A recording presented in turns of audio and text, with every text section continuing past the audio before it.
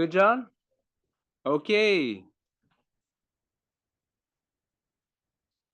Welcome everyone to the May full board meeting of Community Board 7. I want to thank American Museum of Natural History very much for having us in this lovely space. All board members should join the Wi-Fi for your voting. First, we'll start with the adoption of the agenda. Can I have a motion? Second. All in favor? Fantastic. Okay, chair's report. I would like to start by inviting Madge to the podium. Okay, let me get you a okay.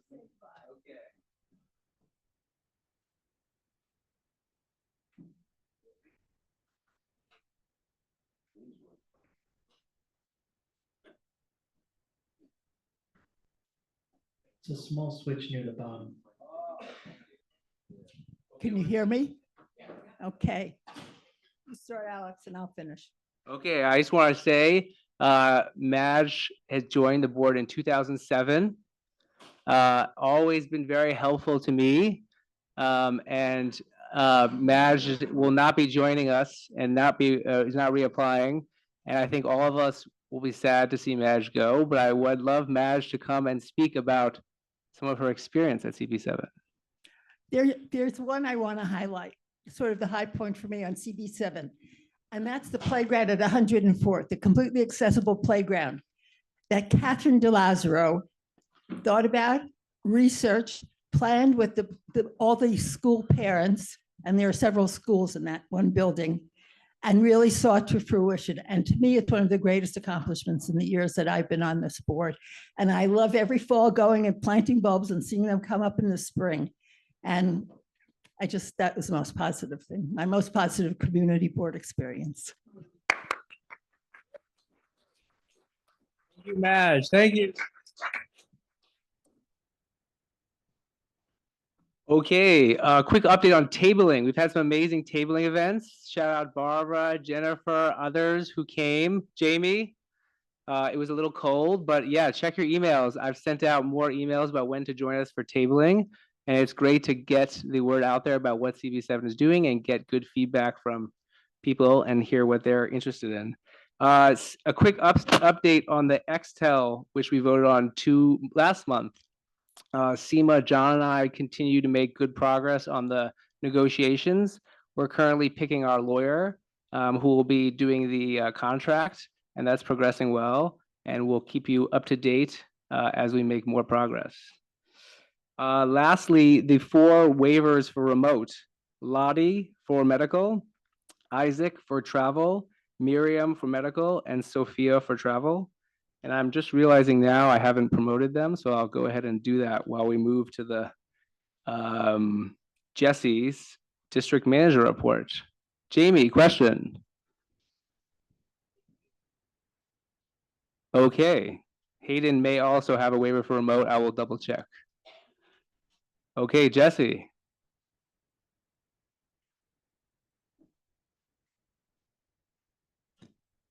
Good evening, everyone. I'll keep this brief.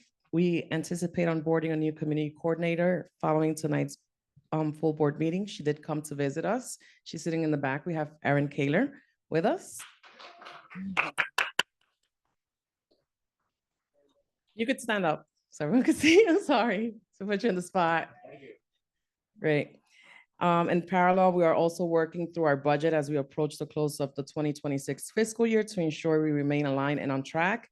In the interim, I have brought on a senior advisor to support the office for the next 10 to 12 weeks, helping stabilize operation and ensure continuity. He started yesterday, so we already had our first chat.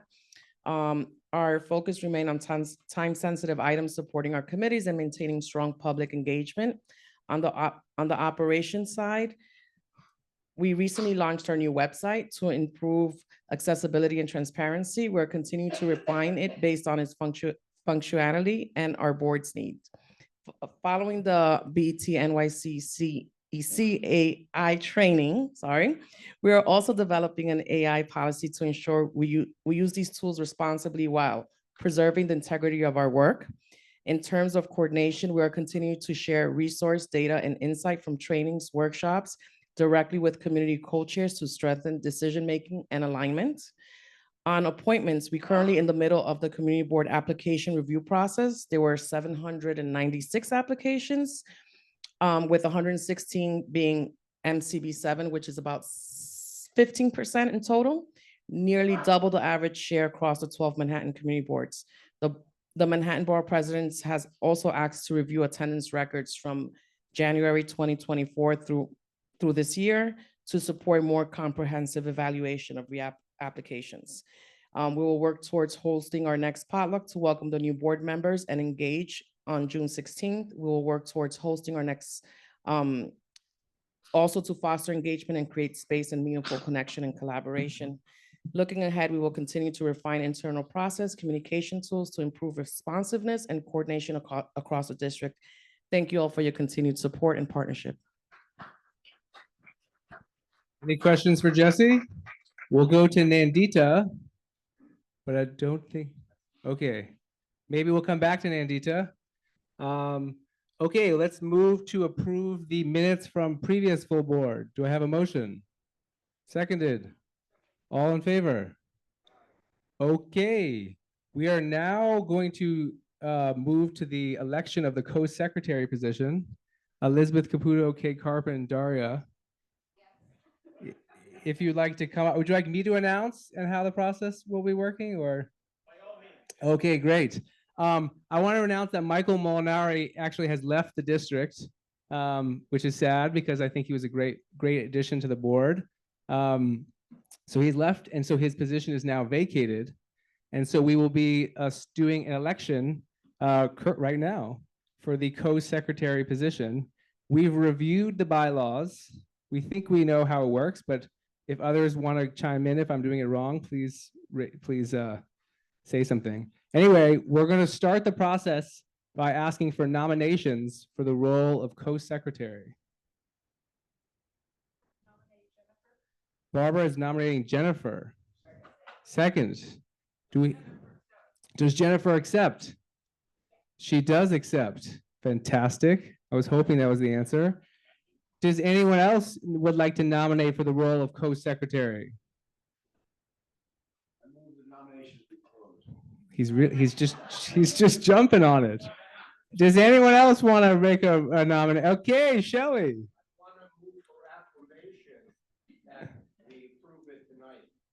Okay. Okay, I'm not hearing any other nominations. So we're going to close the nominations for co-secretary. Election committee. Great. And as I understand it from our bylaws, Janet, yes? I move that we hold the election tonight. Okay, Roberta moves to hold the election tonight. So I will make a motion to elect Jennifer role of co-secretary. We'll do this vote by hands. If you vote yes, raise your hand.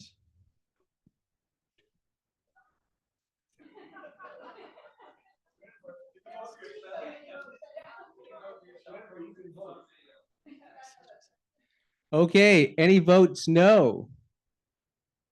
Any abstains? Okay, I believe Jennifer is now co-secretary or will be soon.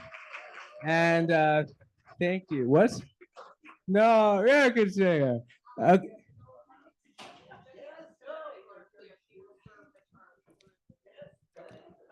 Right, the question, yes, good point, Elizabeth. The question was, what is the term? Or Elizabeth just making sure everyone understands the term is through to the next elections, which is in October.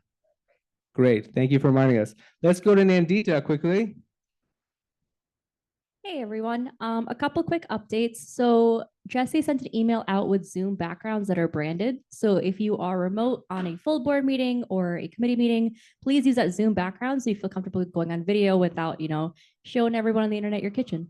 In addition to that, we'll have tech office hours again this month. The time and date is to be determined, but it'll be on a weekday night in the board office.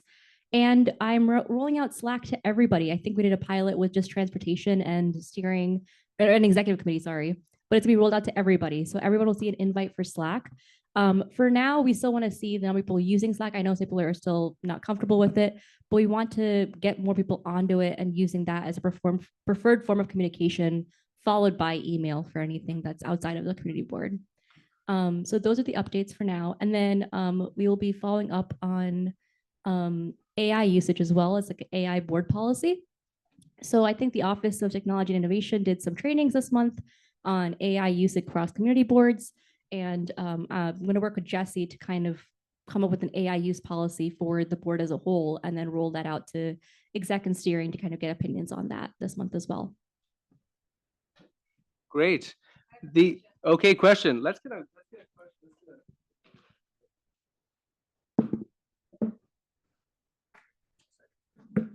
Okay, I just had a question about the Slack. I don't know if this was already agreed to at the steering committee, but I didn't know what's the necessity of that kind of level of constant communication that we need to be on Slack.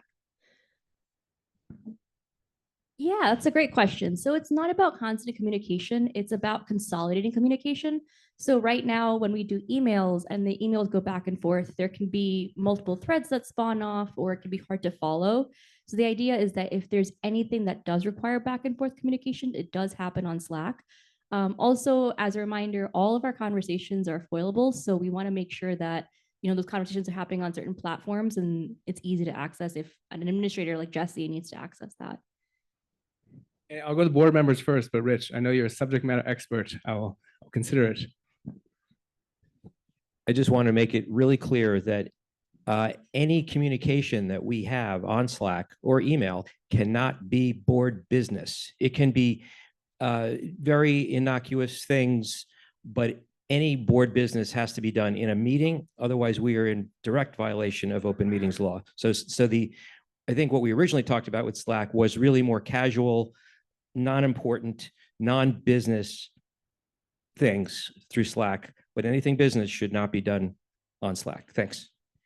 Yeah, I just want to clarify on that. Right now, we have email threads where people are kind of revising text of resolutions to be shown in a committee meeting, right?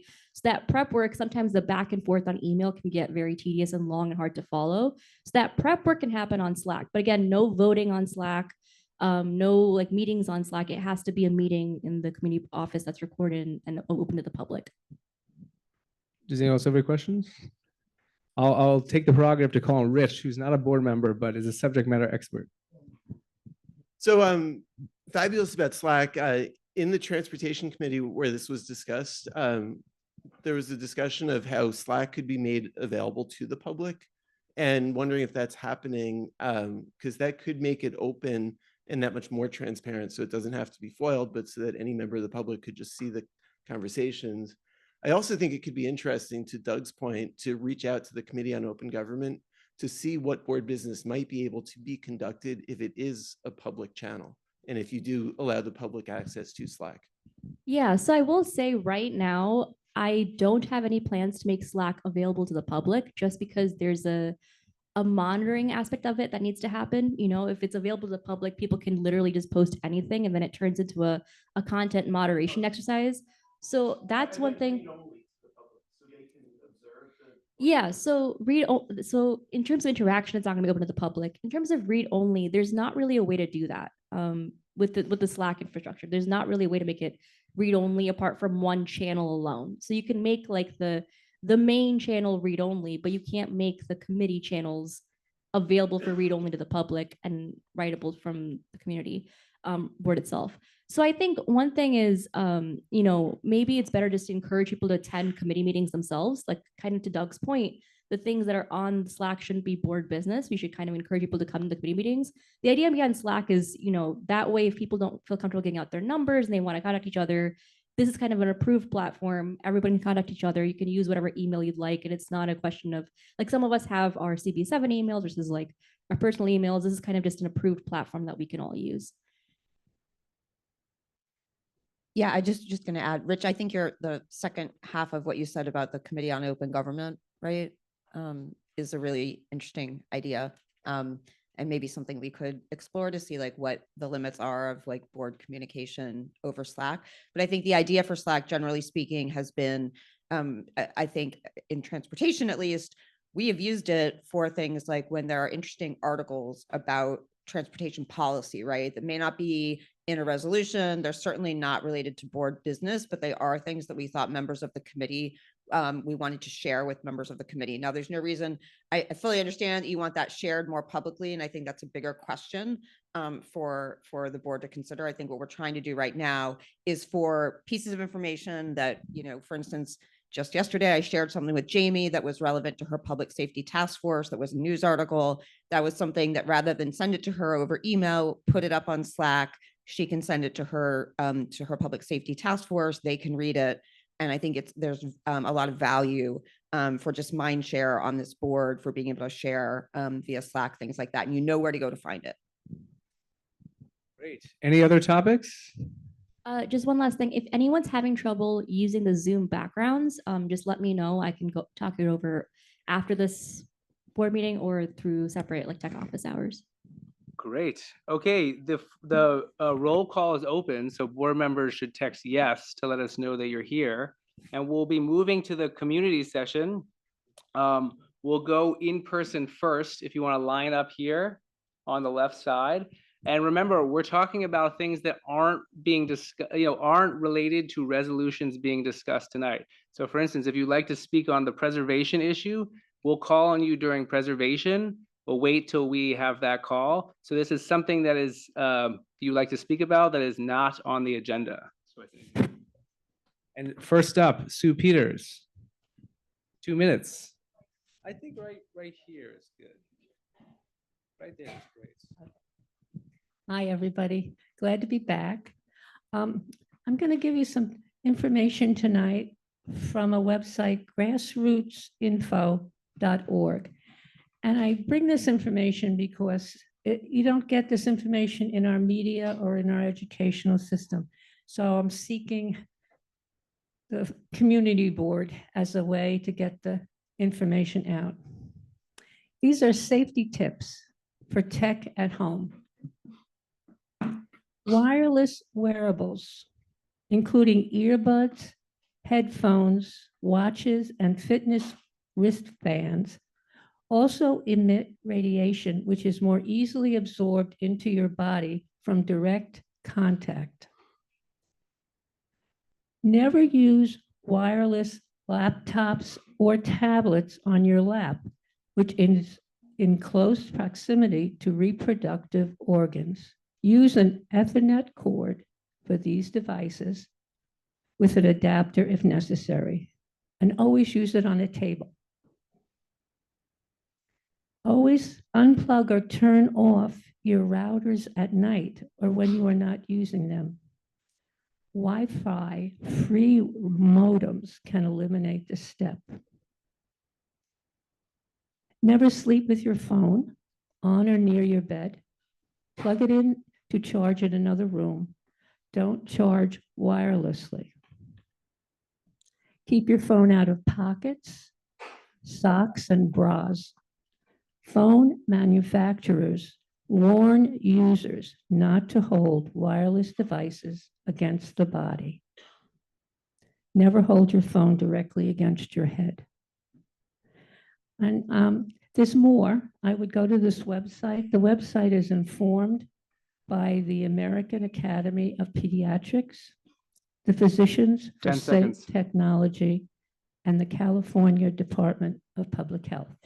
Thank you very much. Thank you, Sue. Pass it to the next gentleman. Great, 2-minute timer, go for it. Thank you. My name is Pierre Hugo. I live on 22 West 83, right opposite the Road of Shalom congregation. And since the beginning of 24, around about March, a church group is now meeting there on a Sunday. They play amplified music, drums from about 7:30 in the morning. And the amplified music is the equivalent of the music festival that the United Nations holds here every year. The noise level is about the same every Sunday morning. For nearly 2 years now, we've had to suffer this. I have addressed my concern to the congregation Road of Shalom, to the church there, who meets there on a Sunday. They have made some effort, but I still get woken up every Sunday morning at 7:30. This is after the congregation has packed up their celebrations from the previous evening at about midnight or just midnight. They have trucks that pack up this stuff. So Saturday night at midnight, I'm still awake because there's noise. And then Sunday morning at 7:30, I'm woken up by drums. The police ignore. I have made close on 100, even more 311 requests, and I'm not having any success. So I'm asking directly this committee if they can assist me in some way to intervene with the Road of Shalom congregation to see if we can have some resolution to this. That's it. Great. I think if you email go mcb7.org where you found our full board, we'll reach out and get back to you. Thank you very much. I just want to remind, we're not going to talk about anything not on the agenda. So who's next? Is it related to anything not on the agenda? Okay, great.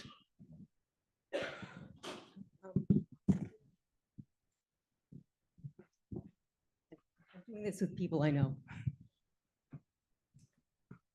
My name's Jody Liz, and normally I'd wait to do this till June, but the Transportation Committee meeting, sorry, can you hear me now? Okay, normally I do this in June, but at the Transportation Committee meeting, Transportation Committee meeting, the DOT sounded like the redesign of 72nd Street is imminent, so I'm doing this now. The packets I've distributed contain more than 1,800 signatures of people who live, work, and use the buses on 72nd Street and are all against the plan. I have a sister in a wheelchair and a mother with a rollator. And under the proposed plan, they would have to cross 2 opposing bike lanes as they exit a bus to get to the curb. How can my neighbor with 3 children do it? How can my family do it? How can a blind person do it? People like bikes, I get that. And a bike lane is nice to have, but people need safety and quality of life. And for better or worse, motor vehicles like buses, delivery trucks, ambulances that can park, cars, taxis, and so forth. We cannot sacrifice this for the recreational preferences of people who do not live on the street. We're asking that the DOT withdraw this plan. Okay, great. Just want to clarify, this is going to be discussed in June, so we don't want to hear any more public commentary about it tonight. So does anyone have anything not related? Okay, great. Hi everyone, I'm Una. I work at the Public Theater and I'm joined by my colleague Christina Lerner, and we're here to announce that we are back at the newly reopened Delacorte Theater with free Shakespeare in the Park. Yeah, so we're gonna have 2 amazing shows, Shakespeare Classics, Romeo and Juliet, from May 22nd to June 28th, followed by The Winter's Tale, starting July 25th to the end of August. Now, this is completely free to you. As you may know, we distribute tickets in Central Park. We start monitoring that line at 6 a.m. and distribute it at 12 p.m. So like bring a friend, a blanket, read a book. It's a really nice way, especially if the weather is nice. We have performances every day except for Monday starting at 8 p.m. Sorry about that. I have like my allergies coming up. But we also have a digital lottery on Today Ticks and a physical lottery at our location on Astor Place, where you could get tickets there as well. We also have some fun new programming that we're trying to pilot. So open houses of the Delacorte on like summer Fridays, where you can actually go into the Delacorte and see the inside and the new renovation. It's really beautiful, and some other family-friendly programming that we haven't launched. Good evening.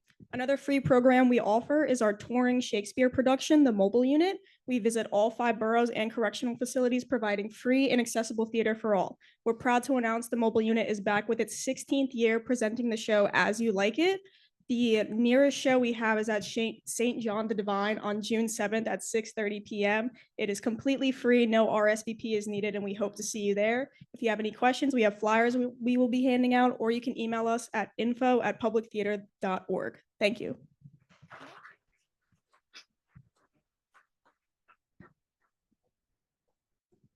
Hi, everybody. A lot of you know me and my face, but I'm Grace Pecor. I'm from Assemblymember Micah Lasher's office, who represents the 69th district in the Assembly. I will be very quick, but just want to give you all an update that we still do not have a budget in Albany. We are fighting hard. The Assembly members fighting hard for a well-balanced agenda that will defend climate progress, will support our working families, will protect immigrants in our communities, and ultimately uphold New York values. We are hoping we have that in the next week or two here. So stay tuned. I want to highlight that our office is open and available.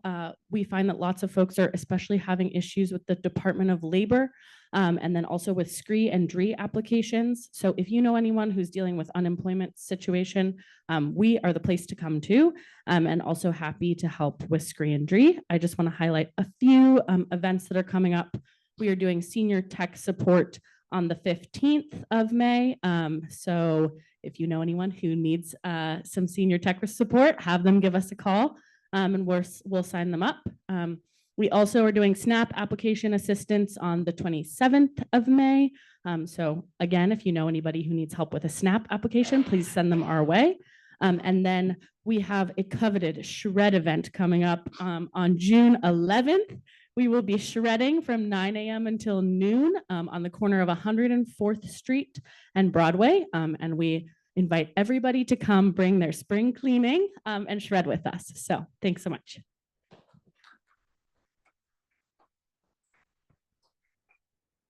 Hi, everybody. My name is Jack Bernadovitz. I'm here from Lincoln Center for the Performing Arts with some updates from the last month. In April, we gathered with our neighbors to unveil the Future We Create, the 660-foot mural on Amsterdam Avenue. This was done in partnership with our neighbors, but also lead artist Vanessa Alvarez, assistant artist Darvel Fairweather, and the public art nonprofit Art Bridge. Thank you, Community Board 7 members, other community members, and our local elected officials for joining us for the unveiling. Also, last month was our Big Umbrella Festival for young audiences who are neurodiverse or with disabilities. And we welcomed our neighbors from Lighthouse Guild for our audio described presentation of Patterns by Access Dance Company, and also brought some of the work to our neighbors inside the Goddard Riverside Lincoln Square Neighborhood Center after school program and Positive Influence Creative Arts program. And lastly, y'all may have seen online or social media, but we have announced the return of Summer for the City.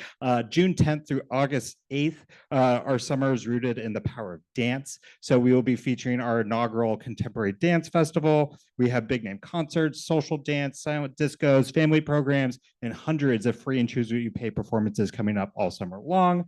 And you can check out the full calendar at summerforthecity.org. And I'll be here if y'all have any questions. Hope to see you at Lincoln Center sometime soon. Thanks.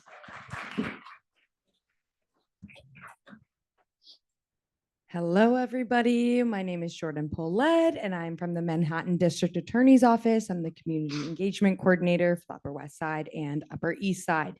So I just have a few announcements. First, last month, District Attorney Alvin Bragg announced the sentencing of Eduardo Diaz to 15 years in state prison for shooting a 47-year-old man, his former boss, on the Upper West Side in November 2024. Near West 68th Street and Columbus Avenue. DA Bragg stated this attack significantly injured the victim, who's still recovering to this day. Combating gun violence is our top priority, and we will not tolerate the use of firearms to harm fellow New Yorkers. DA Bragg thanked the NYPD, particularly Detective Christopher Laddie of the 20th Precinct and Detective Christopher O'Connor of the NYPD Warrant Section. Let me put this down for a second. Second, our office is in participation with the NYPD hosting a gun buyback event on June 13th from 10 a.m. to 4 p.m. at Central Baptist Church, located on on 166 West 92nd Street. You may be asking, well, what is a gun buyback? Gun buybacks are an opportunity for community members to turn in their firearms for a prepaid gift card, no questions asked. And I have the flyer right here. and I'll read off some of the stipulations for you. $500 prepaid gift card for operable handguns and assault rifles, $200 prepaid gift card for ghost guns and 3D printed guns, $75 prepaid gift card for operable rifles and shotguns, and $25 prepaid gift card for air guns, non-operable guns, and imitation pistols. So if this is something you have questions about, I know it could be a little daunting to think about having this in your community. Raise your hand if you want my card. I am happy to give it to you, and you can shoot your questions my way, and I'm happy to speak more about it. Thank you. Okay, it's that guy.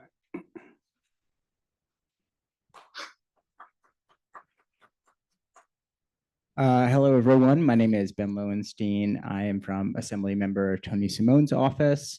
We have a small sliver of CB7.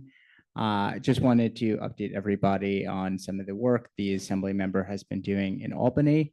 As the representative from Michael Asher's office stated, the budget is still delayed. Some of the issues that are being worked out, I just want to go over a few of those and the Assembly member's position on them.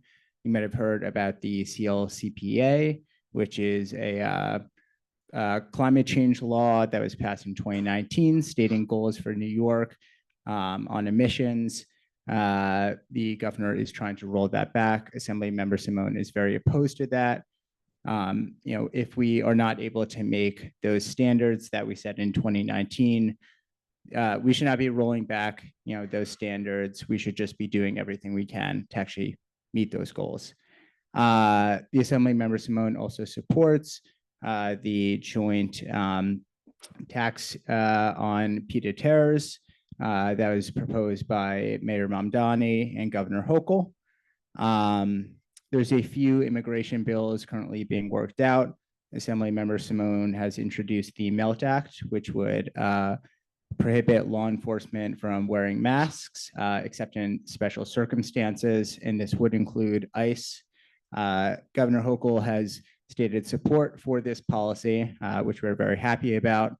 We're also continuing to push New York for All to cut off any state or local government cooperation with ICE or federal immigration enforcement. And we hope that passes as well. We also have legislation that would force New York to create a public database of federal immigration activity so that people can be aware of exactly what is happening and be able to respond to that. We are also pushing our 10 seconds. Our freedom to read bill to ensure that schools are not able to ban books in libraries. Thank you. Thank you. Board members, have you voted yet to say you're here? Do so now. And should we go to Eric? Yep. Okay, go for it, Eric. Hi, everyone. It's great to be here with you virtually from Albany, New York, where we are awaiting the New York State budget to get finally negotiated. I'm happy to give you a few updates on some of the things that I've been working on with my team. I want to thank Quentin Heilbronner, who's there with you, our liaison to Community Board 7.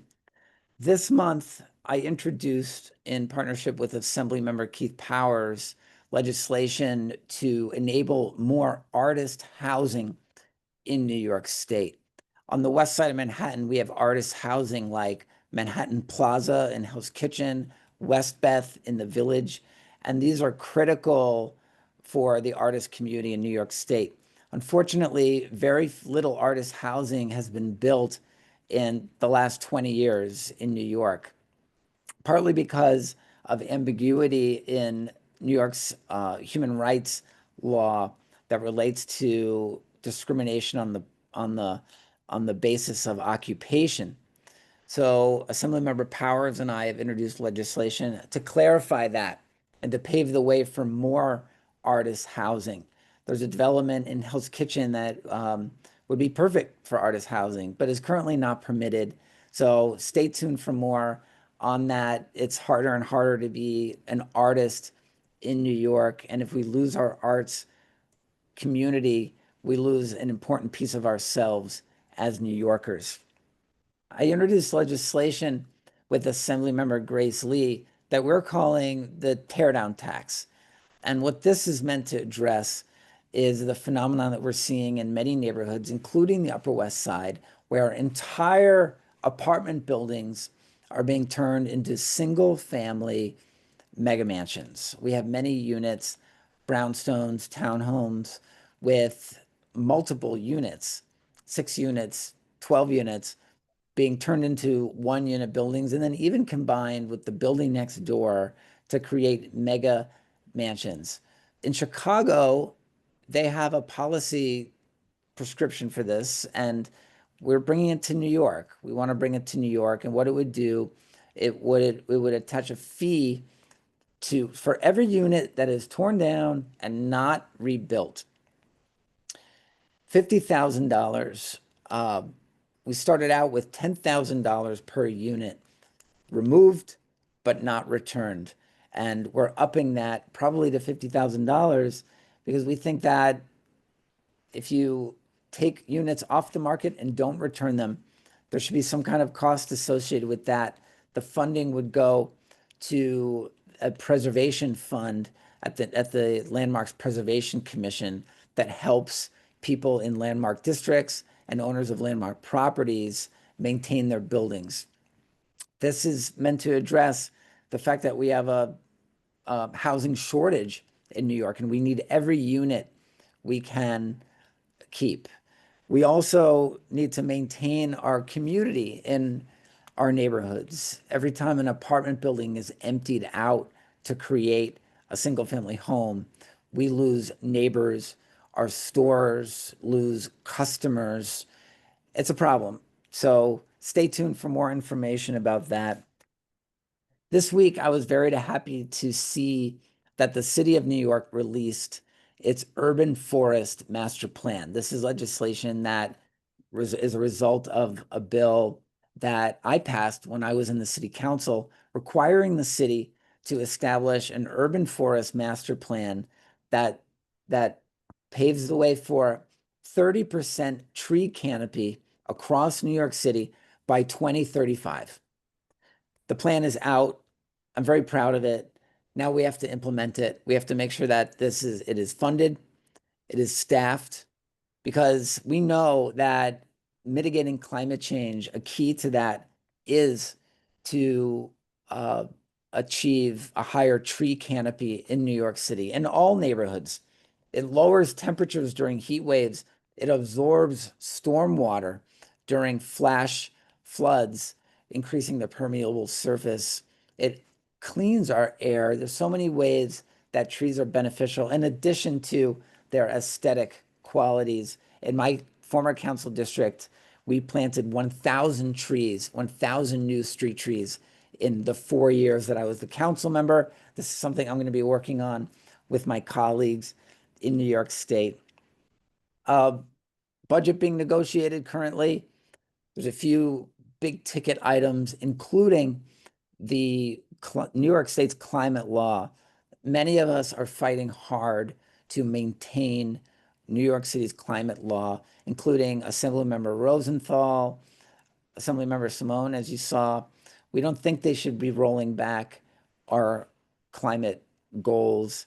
So we're negotiating hard on that. The hard part is that the governor is very firm on a lot of these things. So we're hoping that we'll be able to get the best possible deal, best possible budget in the next couple of weeks. Stay tuned for more events from our office. We had a wildflower seed giveaway at Verdi Square. Hundreds of you came. The line was down the block. It was awesome. We're having a scree injury clinic every month in our office, 4th Tuesday of the month, and many, many more events. Thank you again for the opportunity to serve you. This is the honor and privilege of my lifetime. And thank you all for volunteering to be on Community Ward 7 and all the work you do every day. Thank you, Eric. Let's go to Erica Overton. Hi, everyone. Erica Overton from Assemblymember Sorry if you hear Paw Patrol or a child in the back. I'm with my son right now. But Erica from Assemblymember Linda Rosenthal's office. The Assemblymember is in Albany right now. Last week, her legislation passed the Assembly protecting medical professionals who administer vaccines based on state level guidance instead of federal guidance. This complements legislation that was also passed in the Assembly that would allow New York to set its own vaccination standards. The Assemblymember also passed legislation, her legislation requiring the state to provide free menstrual products in state-owned and leased buildings. This builds on the Assemblymember's campaign to expand menstrual access for women and young girls in bathrooms across the state. She also passed legislation today that would hold landlords who receive 421A benefits accountable for when they provide false and/or misleading information in lease riders. We've dealt with many cases over the years in our office where people they're about to leave their affordable home early because the expiration date on their lease rider is incorrect. It says that their 421A benefit is expiring when that is not. And then last, the Assemblymember is pushing her legislation that would expand mifepristone access in New York State by requiring the state to stockpile and distribute mifepristone to medical professionals, which would be provided at no cost to patients. If the mailing of mifepristone is curtailed, then we need to expand distribution throughout the state, especially in rural areas. And then last, sorry, this was really last but not least, we are having Shred Day on June 16th from 9 a.m. to 12 noon in front of the Assemblymember's office. That's it. Shred Day, very Shred Day. important. Evelyn, would you like to go? 2 minutes. Yes, good evening, Evelyn Collado from the Office of the New York City Comptroller, Mark Levine. And this evening, I'm just going to bring your attention to the Comptroller's Housing Investment Initiative that was announced last month. This is a $4 billion commitment to finance affordable housing in the 5 boroughs. Across all the boroughs, this is a commitment for $1 billion a year for the next 4 years, and it's for the creation and preservation of affordable housing in New York City.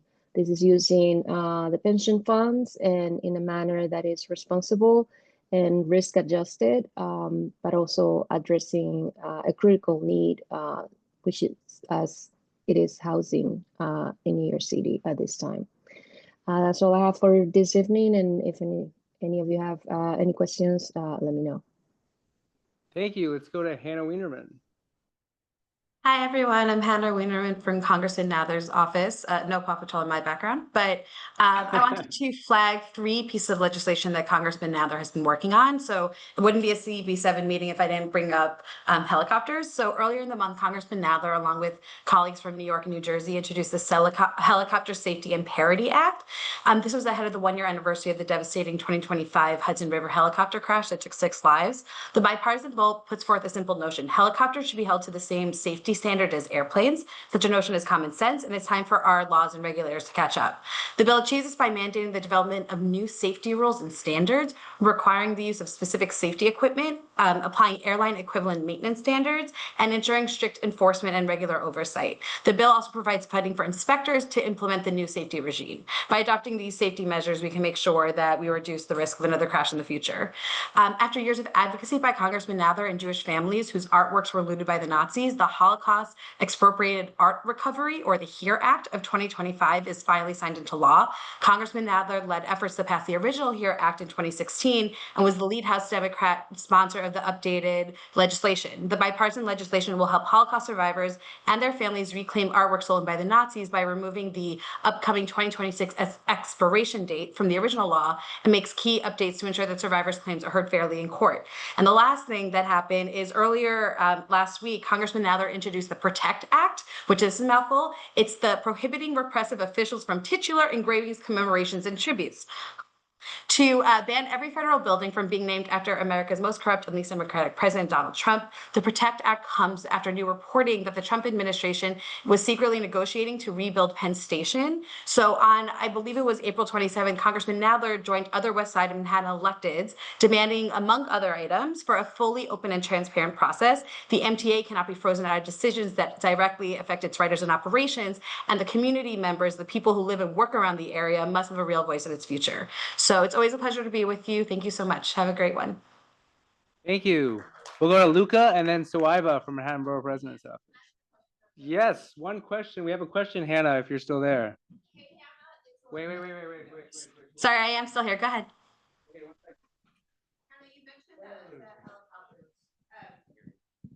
Has the congressman taken a position on the electric air taxis that were just piloted in the district this past week?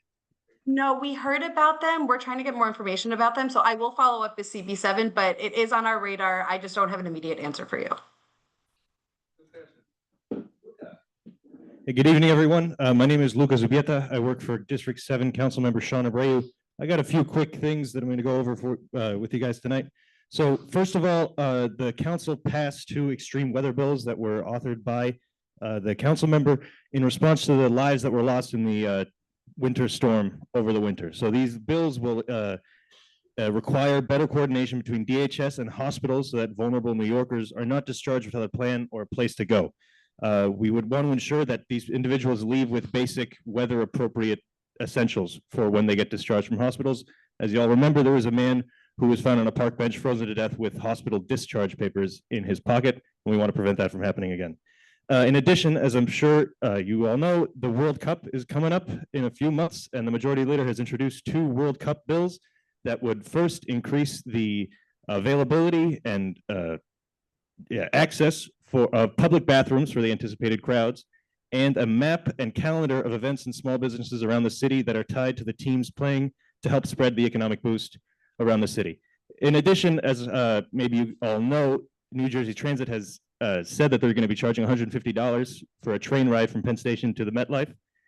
And the council member is pushing the Economic Development Corporation in New York City to open ferry service from the pier on 125th Street to, I believe it's Edgewater in Jersey, which would be a much cheaper and, quite frankly, faster method of getting to Jersey. So that's all I got for you guys. Thank you. Thank you, Luca. Sawaiba.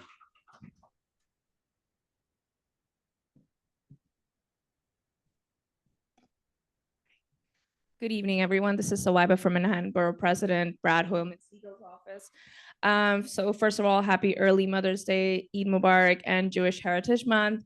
Thank you to everyone who joined us for our Older Adults Take Over the Met.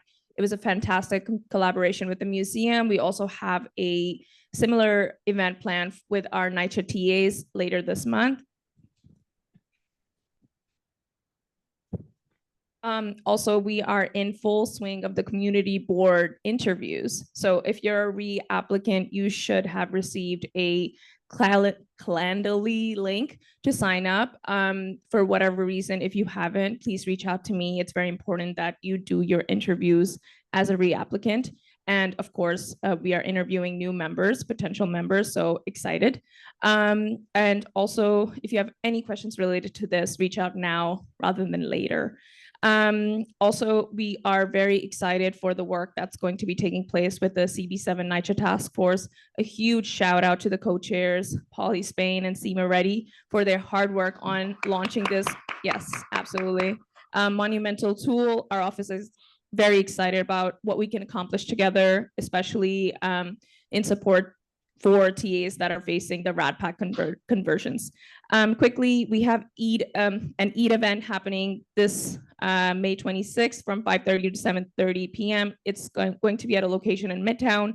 I expect food and music, flyers to follow. We are also having a Jewish Heritage Month celebration 2 days after, May 28th, from 5:30 to 6:30 p.m. inside the mezzanine at 1 Center Street. It's in collaboration with the Comptroller's Office, UJA, and JCRC. Kosher food and beverages will be provided. Also, keep in mind, we have an exhibit plan for our office's gallery with Mocha sometimes this or next month. I'll share a flyer for that as well. And one last thing, very important. our office is offering $20,000 grants for nonprofits working with public service. This is available on bpbhs.com. If you have any questions related to this, please reach out. Thank you so much for your attention. Have a good night. Thank you. I did my interview on Sunday. It was great. So yes, all board members, make sure you check your email. Okay, anyone online who wants to speak about something that's not on the agenda this month or next month, you can raise your hand and I will allow you to speak now for 2 minutes. Okay, great. We will now go to, I will end the roll call. So I hope you voted to let us know you were here. Okay, it's okay. I'll manually put you down. Okay, we were gonna go to the business session now. And wouldn't you know, the first item is mine. So I will try to share my screen briefly.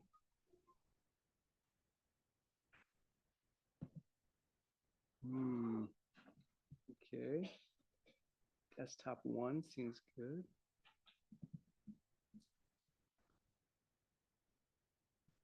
Maybe.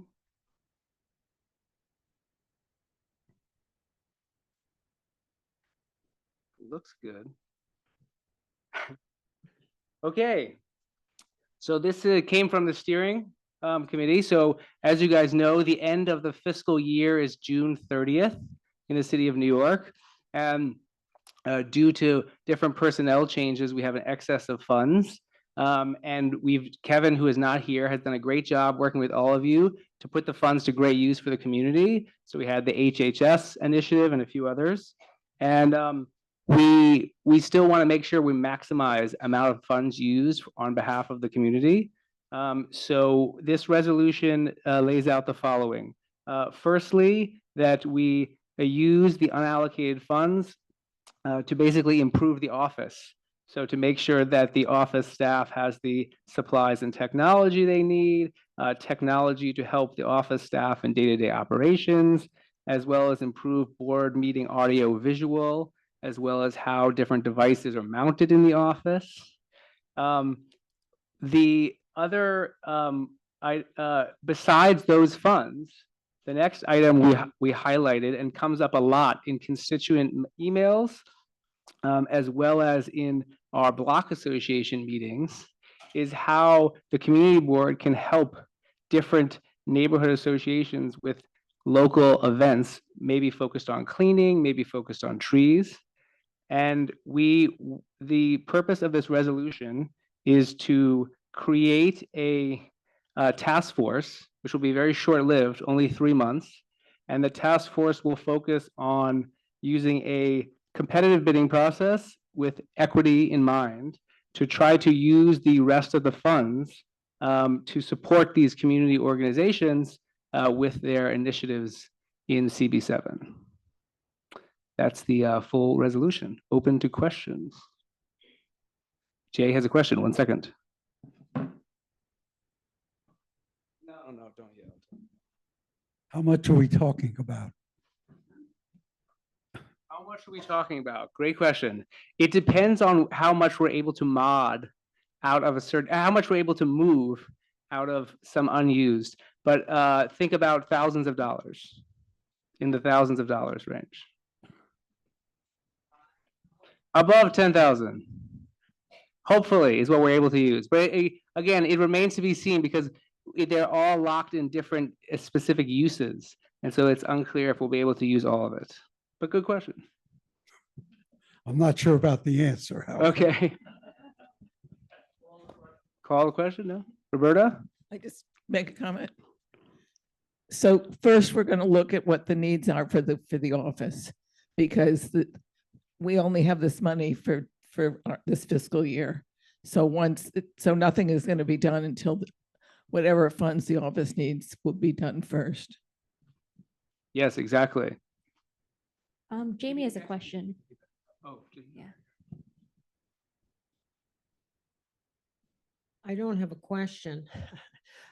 And I don't see it in the resolution, but I just want to be clear, or I just want to be sure that the working group, or I guess task force, when you, Roberta and others, consider what needs to be done in the office, consult closely with Jesse, who I think understands better than any of us what needs to be done in the office. Right, good point. So if it's not in writing, let's just all understand here in this room that that should be a first Good priority. point. Good point. All right, I heard a call for a call on the question. Okay. Yeah, so I was just in response to Jamie's comment, a couple of things that we are already considering upgrading. So we have owls in the office for video, and Jamie made a point during steering about having our meeting be like a 21st century committee meeting, in the sense that, like, you know, if two guys in a garage can record a podcast that has better audio quality than us, we're making a mistake. So we want to improve the audio, the video, and the lighting, and the, like, not like room lighting, but like freestanding lighting, so we could get like a podcast quality committee meeting going, and then also upgrading Slack, so technology stuff as well. Okay, question's been called and start voting. So please use your phones to vote. I don't know why this black box is there. Okay.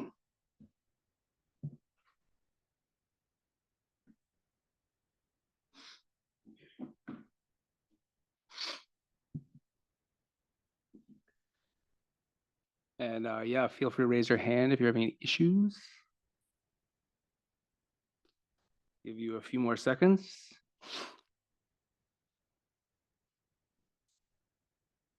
10, 9, 8, 7, 6, 5, 4. All right, we can count you as manual, yes. Perfect.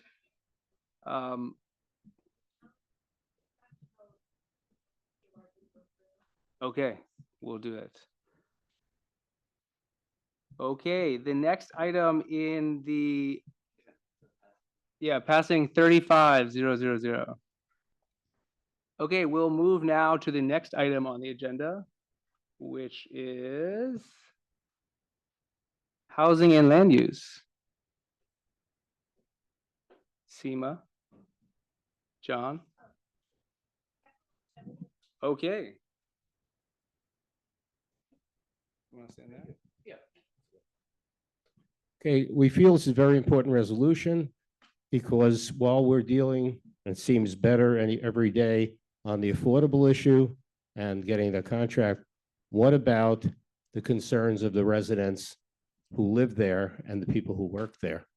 And Ethel reached out to the residents. There are 13 buildings and a large community that really needed to be heard. They're being heard on the construction advisory group, but what do they need for the neighborhood? And what do we all need for this prized, beautiful cultural neighborhood that's worldwide known?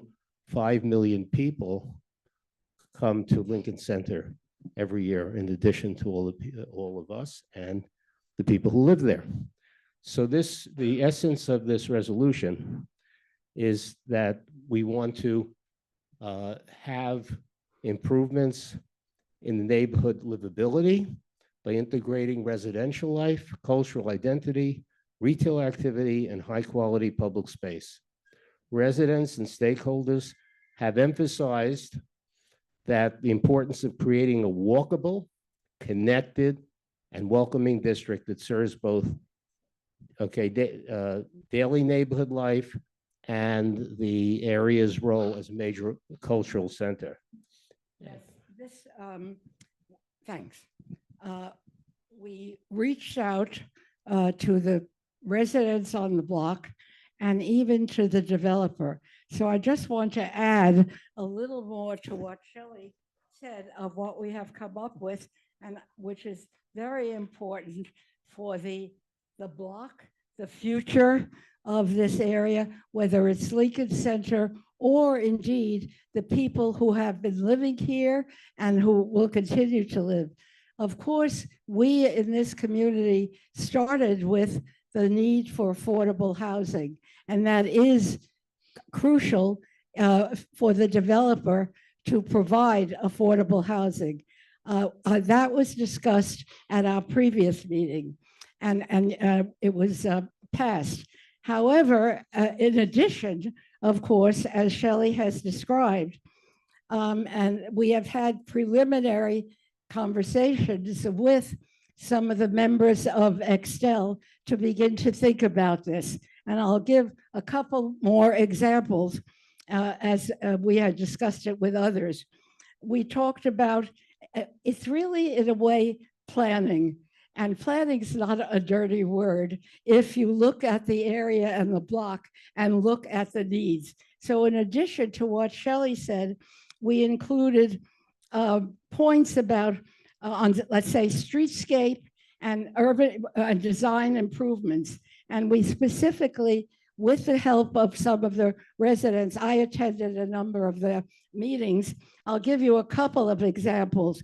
For example, improving West 66th Street, Columbus Avenue in Amsterdam as continuous, well-designed, feasible to be reclaiming something that sounds silly and maybe DOT says no, but it's an important thing to be able to reclaim curb space. This was part of what we got from the residents and others for widen the sidewalks, street trees, and so on. And we also put down some work on key intersections, especially at Columbus Avenue and how it meets and turns into the rest of the area. I'll do a couple of others. We also stated, knowing that it's not this group that is going to do it, but here is a recommendation on transportation to strengthen connections to this 66th Street Lincoln Center subway station through improved signage, shelters, and bike share access. We also described, and we talked, and we're still talking with the residents and the developer to help with this. You know that there's a crosstown bus, 66th Street, and the turning of it, and it's really difficult to make it better. It's a much used transportation access. It connects with, yes, citywide importance and tourist importance of Lincoln Center, but it also has to do with the needs of the residents. A couple of others said, and I'll finish up. Did you want to say, Shelley? Yeah, go ahead. Yeah, okay. I have one other and you go ahead. Yeah. You're taking this one? Okay, sorry. 1 second. I'm sorry. I think the key is these are things that the residents especially were concerned about, that we should all be concerned about, because this is a neighborhood within our larger community. And we can't do it, but we can ask the city to do it. And that's the resolution that we urge the city of New York and Extell to establish and support a robust, community-driven planning process for that site. Okay, if we don't, it'll be wonderful if we get the affordable housing we want, but what will be left of that community? What will the neighbors who live there, the 13 buildings of residents and the people who work there, what will they have when a huge building is coming up and their lives have been disrupted along the way? We have to be concerned about that. And I think this is why it's an essential resolution. And so the last sentence of the therefore be it resolved, I'll just take the last one. The process that we are advocating, urging the city of New York and Extell Development Company to establish and support a community-driven planning process, an appropriate one. We understand that for the former ABC site and the surrounding areas. Lastly, and I finish indeed, this process should meaningfully engage local stakeholders, incorporate the priorities that we listed with them, and which we hope to continue to work on, including walkability, public realm improvements, helping and sustainability, transportation, and neighborhood economic and cultural uses. That's it. Fantastic. Anyone have a question in the room, please raise your hand and then Dita will come over. I know we had some members of the public, I believe you, who would like to speak on it. Yeah, maybe you go first. Yeah, that'd be great.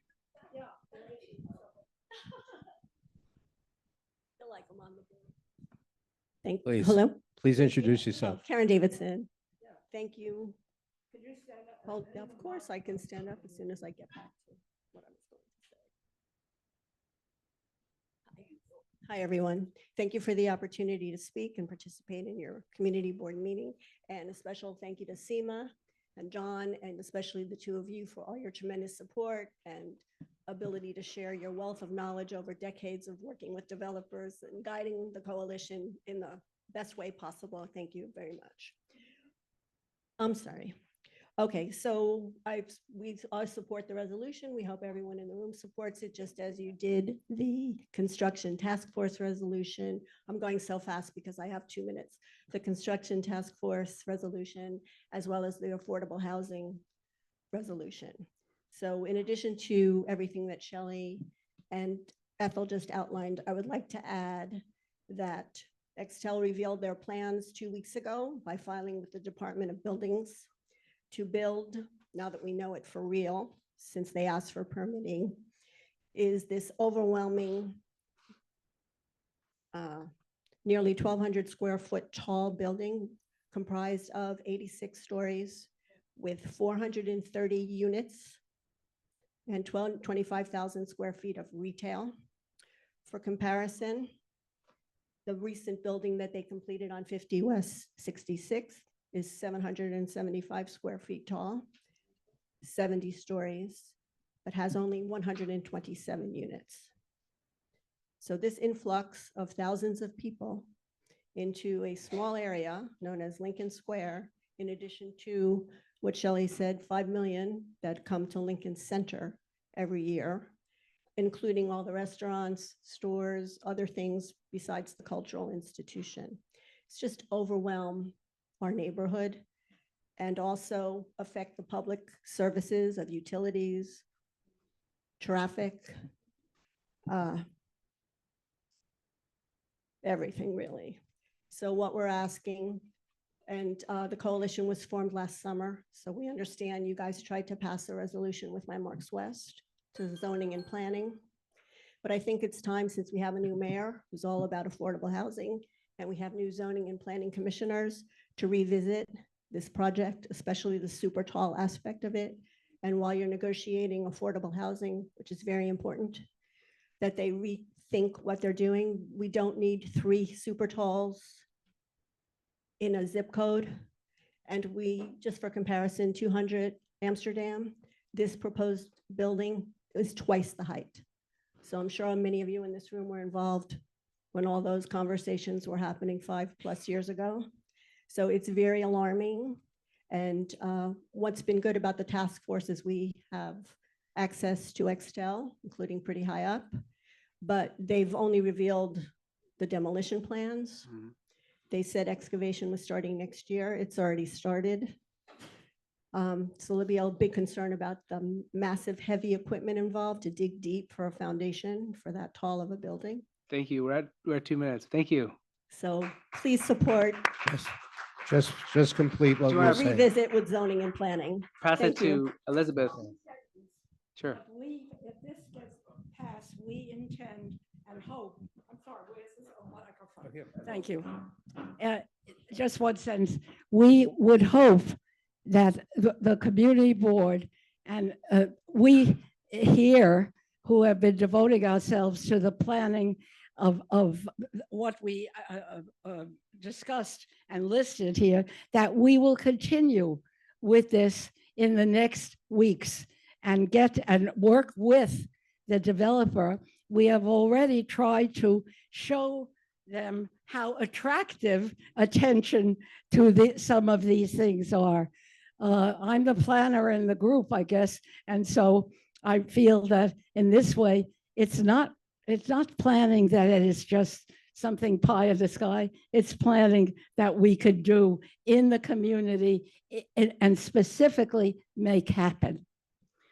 Let's go to Elizabeth. And these were originally community planning boards way back when. Let's go to Elizabeth. Yeah, so I've lived on that block for 15 years and in the neighborhood of that block, within a block, for my entire adult life. So I am fully in support of what you're trying to do. My question for the committee and for the board is, there were 4 votes against, so I'm curious what the rationale was for the people who voted against this resolution was.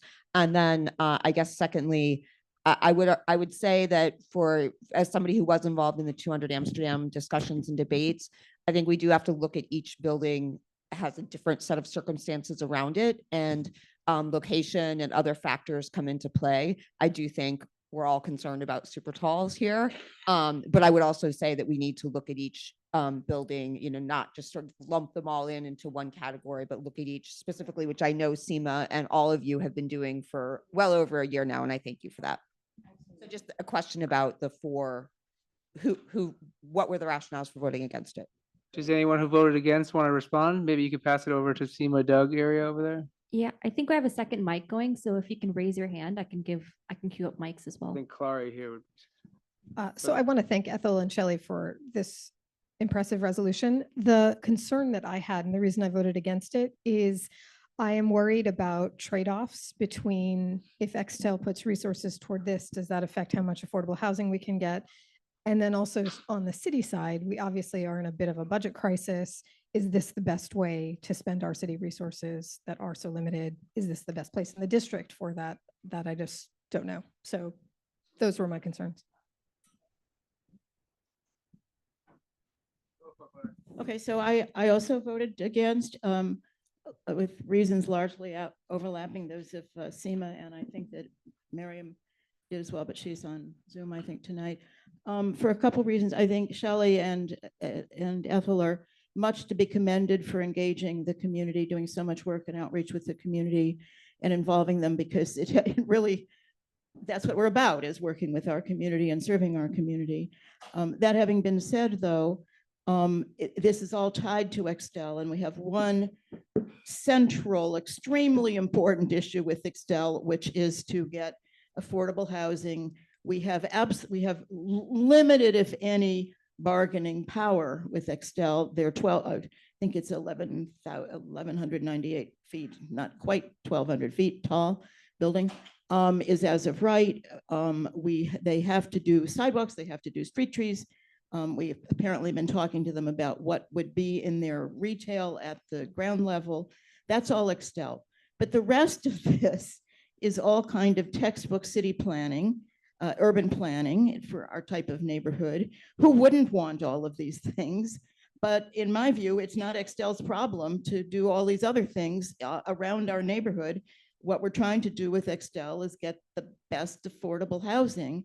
And I think we should not be diverting from that effort by trying to tie Extell into not transforming, because we largely have an extremely well-planned, well-served urban neighborhood already. So that's why I voted no. Howard? Thanks. I think there are a great many laudable goals in here, and I think you've identified so many of them. But I'm against this resolution because of the therefore clause, which says that it's a community-based planning, and that I don't think captures all of those laudable goals. I'm not sure what that means. And as Seema pointed out, one of our most important goals is affordable housing. So I'm not sure what that means, and I'm not sure how that would carry into action. And so for that reason, I'm 100% behind the goals, but I'm against this resolution. We're going to take all the Sorry. questions and then we'll go back to you guys. Yeah. Hi, I am on the committee. I was not at the meeting, but I would have voted against it for the reasons that Seema and Clary and Howard shared. I think there's a trade-off between what our stated goal was in a previous resolution, which was to maximize affordable housing. And I think this is a case of what, as the client would call, everything bagel liberalism, where we have a development here, a housing development, and we say, wouldn't it be nice to have this and that? And as everyone said, these are all laudable goals, but the trade-off would be maximizing affordable housing, which is our stated goal, and I think the most important goal Thank you, here. Tabito. Let's go to Richard and then we'll go to Doug. Actually, my recollection is at the meeting that we tried to reach a compromise resolution, which apparently didn't occur. My objection, in addition to the objections that others have voiced, we're in a community board of hundreds of blocks. One of the least, one of the wealthiest blocks in the neighborhood, it happens to be 66th Street. And this is the only block in the entire neighborhood for which we have asked for this kind of planning process. I can think of lots of blocks that could use this kind of planning process. So that's an additional reason why I voted against it. The final reason I voted against it is that we are stating as community board priorities things that we haven't even begun to address in committee or discuss or work on. For example, turning 66th Street between Columbus and Amsterdam Avenues back into a Lincoln Center adjacent. There's nothing about that block that has anything to do with Lincoln Center. It's a block away from Lincoln Center. It's a residential block. There are things here that are laudable and should be studied. And if the resolution were to read that neighbors have raised the following issues which should be studied, I would be more inclined to vote for it. But to have it as a statement by the community board that these things must be done or should be done, I think sends the wrong message, because we haven't done the work necessary to make that statement. We're going to take all the questions and then we'll come back. Doug? Yeah, Miriam is Oh, online. okay. Let her, yeah, she's been holding her hand up for a while. Miriam, go for it. Can you hear me? Yep. Yeah, I was Yes, at we can. the meeting and I'm a member of the committee. I also voted against. I want to reiterate what a lot of people have said tonight. Again, I really appreciate the community outreach. I appreciate the streetscape planning principles that are outlined. I think that they're great and it's very positive. However, as many people have said, why I voted against the resolution and plan to also this evening, I think we have limited ability to work with the developer, and we have, only so much we can ask for and receive. And to me, getting affordable housing and maximizing affordable housing on site has to be the priority, and that's why I'm voting no on the resolution. And I would also like to reiterate, there's a lot of districts and blocks that are in need in our city and also in our district, and I just unfortunately do not think that with the limited resources and the budget that we're in, that this is where we should be asking for DOT or other agencies to be spending limited resources. So I'm going to vote no again tonight. But again, I really appreciate the work done, and we should continue to reach out to the community and talk to them about this process that will affect them.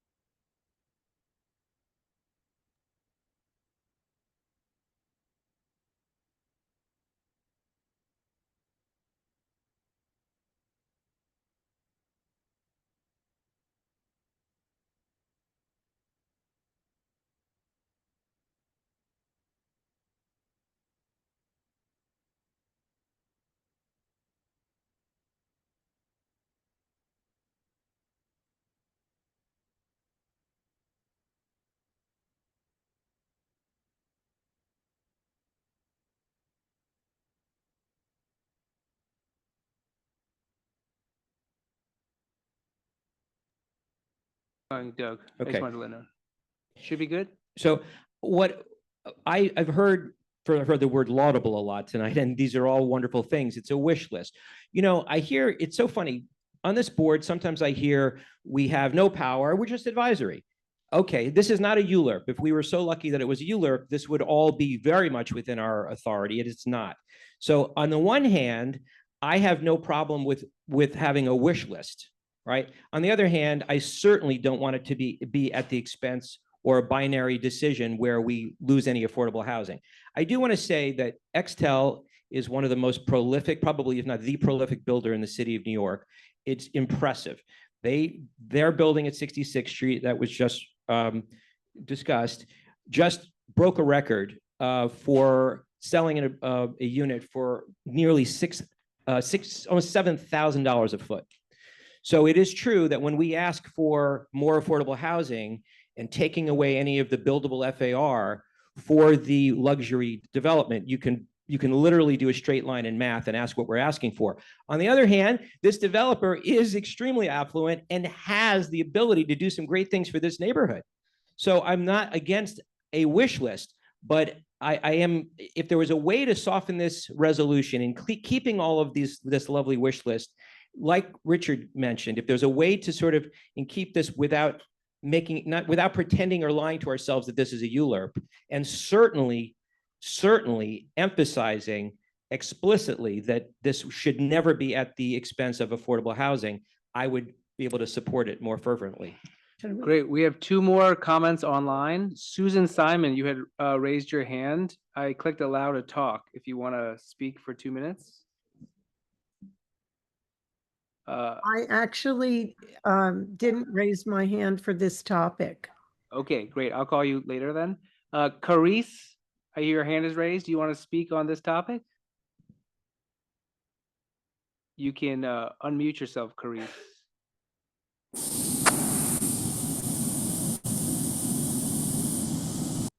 Okay, that was terrible feedback. Sorry about that. I think we should let Ethel and. Well, before you do that, excuse me, before that, if I may say, when we began to do this, nobody, not Shelley, not I, or the people we began, or the people from Extell ever thought that, oh, what's this list? You want all of this? What we were doing was beginning to ask them to consider some of these very important items that would make the block, the housing. We're never going to cut affordable housing. We're pushing it like mad. But some of these features are possible, are normal, and they're part of bargaining with a developer. And we shouldn't be afraid. I personally have no illusions that 10 things that we wrote that we're going to say, oh, you got to do everything perfectly.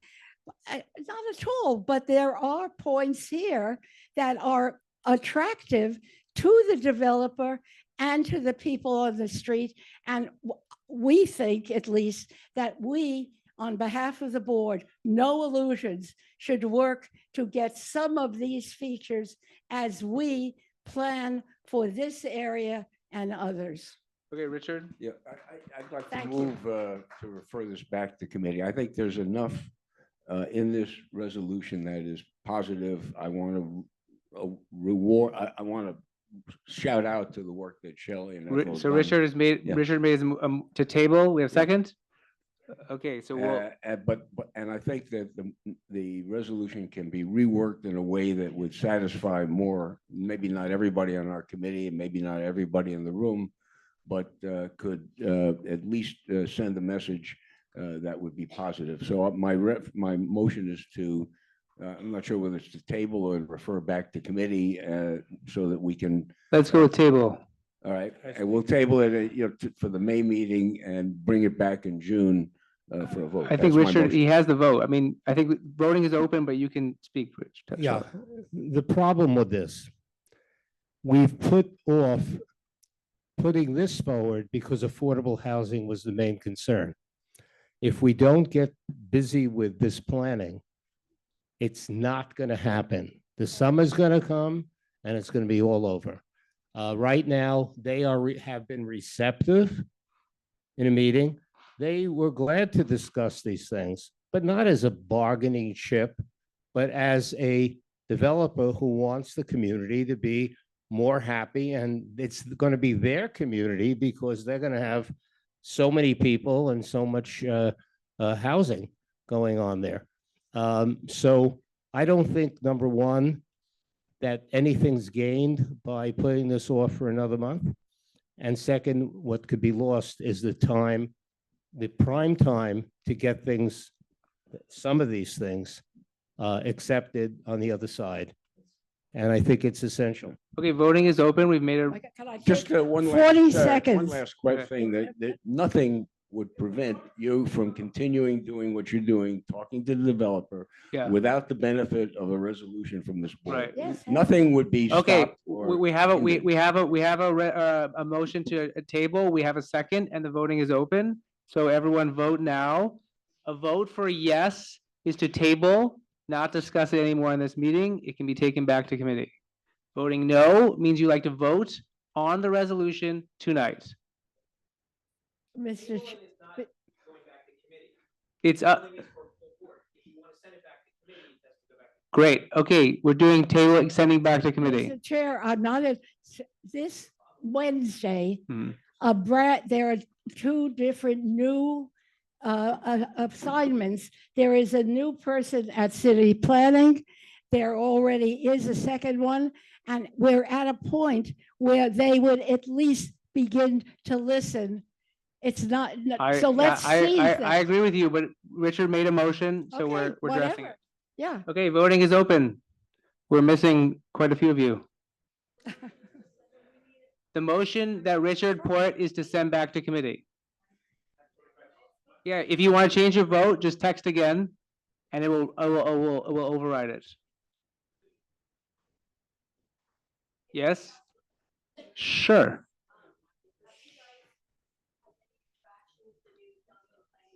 Exactly. The question was, have we had any interaction with the new zoning and planning commissioner? They are appointed as of next week. We plan to do, that's when they're coming in. Yeah. Okay. Yeah, I think, yes. Okay, yeah, members, yeah, definitely. Members of the committee and as well as the council member have been in discussion. Yeah. Yes, yes, Yes. in addition, yes. Some. Okay. Yep. Yes, we'll be voting on the resolution, yes. Okay, you only have a few seconds left. There are 38 votes. Does anyone have trouble voting? No is sometimes good. So I believe this passes, so we will be sending it back to committee.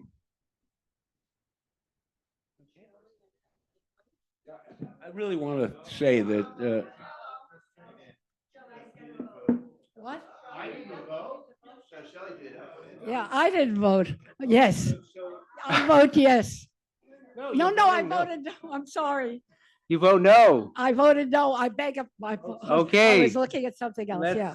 Thank you. Sorry. Let's take a moment. Let's take a moment. I'm gonna count to 10 seconds. Make sure you have your votes in. I have a manual vote for you for no. Thank you. Make sure you get your votes in.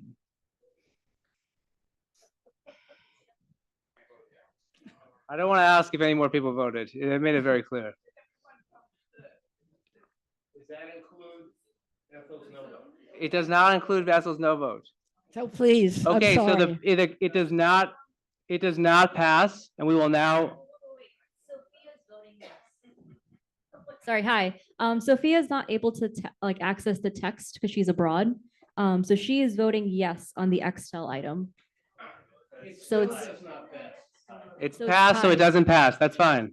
Right. I Sorry. vote no on this one. It's 2020. It's Sorry. 2020. Ethel's is a manual yes, and Sophia's is a manual.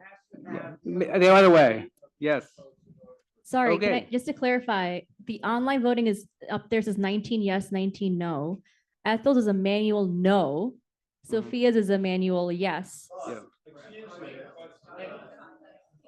Yes, It so doesn't it's, pass. yeah, I got it, I got it. If you do not Yes, have yes. a majority of yes votes, it Right. does not pass. Yes, I agree, I got it, agree. yeah. That's So, what I said. yeah, So so I we're just, bringing up that. because Alex said that Ethel voted yes, I wanted to clarify. No, we that. clarified. No, Okay, no. now we will be voting on the actual resolution. Wait. What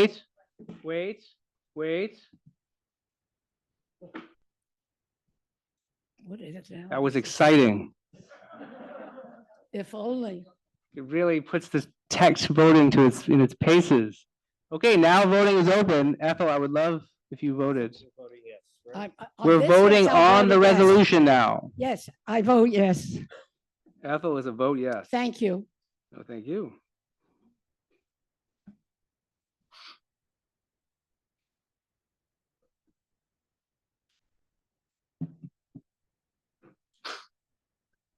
Okay, get your votes in. Did they put me Oh, I in don't think here? I'm sharing my screen. Well, it's up there. Well, yeah, I'm not. Yeah, it's Am I in the there? members online. I don't think you can see, but I will read out. So get your votes in. Put me in, please. I'm doing it, but Right. yes, yes, on the resolution. Thank you.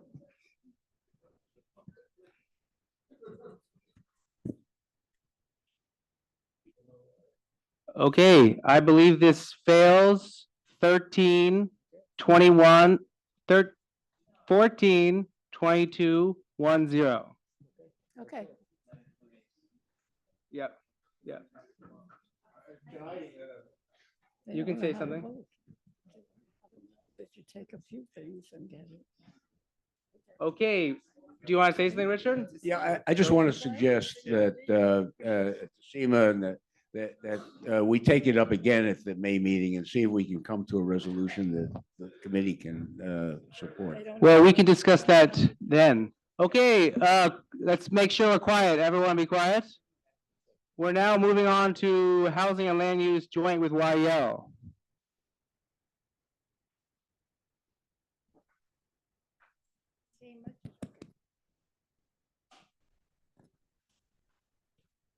Okay, hopefully this one will be more straightforward. This is a resolution on the, to send a letter on the Bloomingdale Library project. As we've discussed before, this is an EDC project. The letter, which you can all read, is essentially a letter stressing that EDC come back to the committees and give a presentation on the status of the RFP and create a pathway for community input on the RFP. They have not given us a formal role. We are asking for one, and we're asking for one for the community. Oh. Did people miss anything? Okay. That's good. Yeah.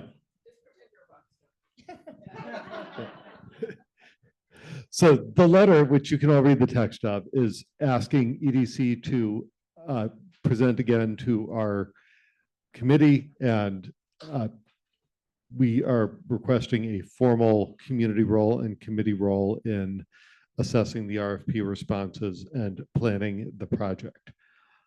I don't think there's anything else we need to cover. We'll try to make this one faster. Call a question? Any questions? Oh, wait, it's not ready yet.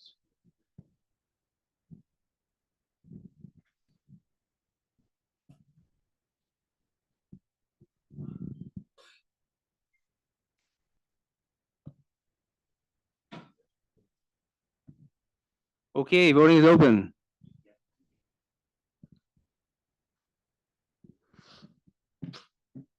Oh, thank you.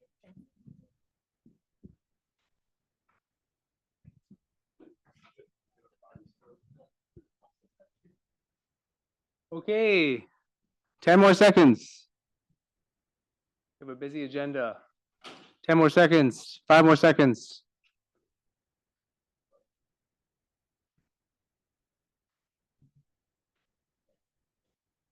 Great, that carries. 29,000, and we'll 31,000. We'll follow up with the export in the back end. Okay, now we will go to the next item, which is transportation.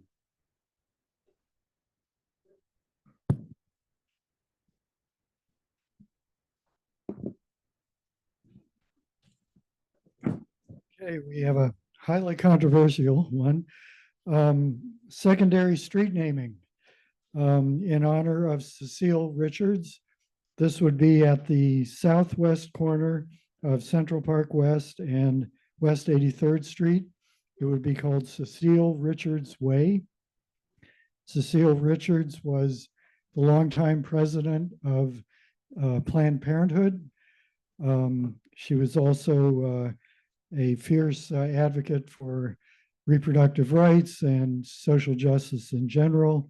We got supporting letters from more than 300 individuals, one of whom was Gloria Steinem and another one was Hillary Clinton. Whoa. So I could say more about her if people would like, but do we have anybody online who wants to speak on this, or anybody here?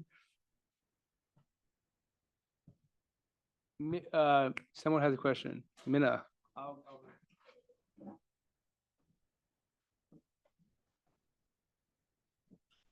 I'm in favor of the naming, but I just wondered why that corner. Sorry, she lived there in the building right at the corner for 15 years. Question has been called. Okay. And voting is open.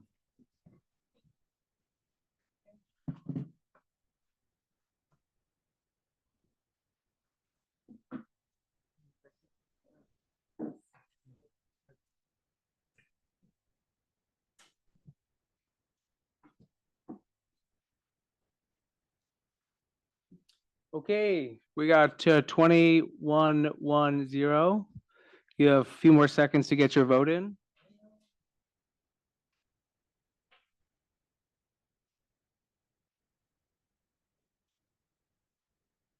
Five more seconds. Okay, that passes. I'll follow up with the final vote, but it looks like 29-210. And next up is public safety, I believe.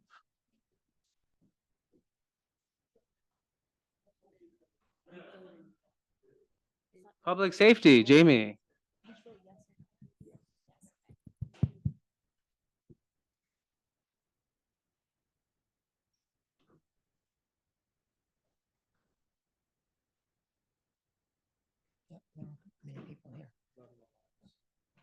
All right, so this is a resolution on e-bike reclassification.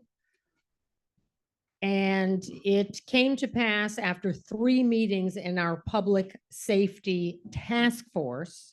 We met jointly with transportation and parks and environment, as well as having Roberta join us at the last meeting in her capacity as chair of the senior task force. So it was a rip-roaring, full board good time.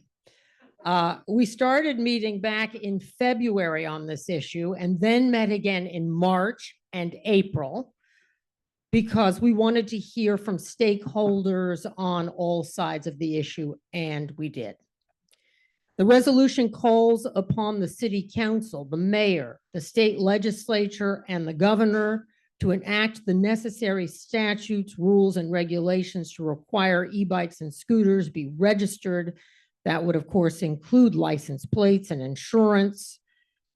And we also call for legislation requiring the food delivery companies, often called the apps, that contract with individuals, the drivers of e-bikes, to satisfy the financial requirements of registration and insurance. That is the financial responsibility for accidents that may occur.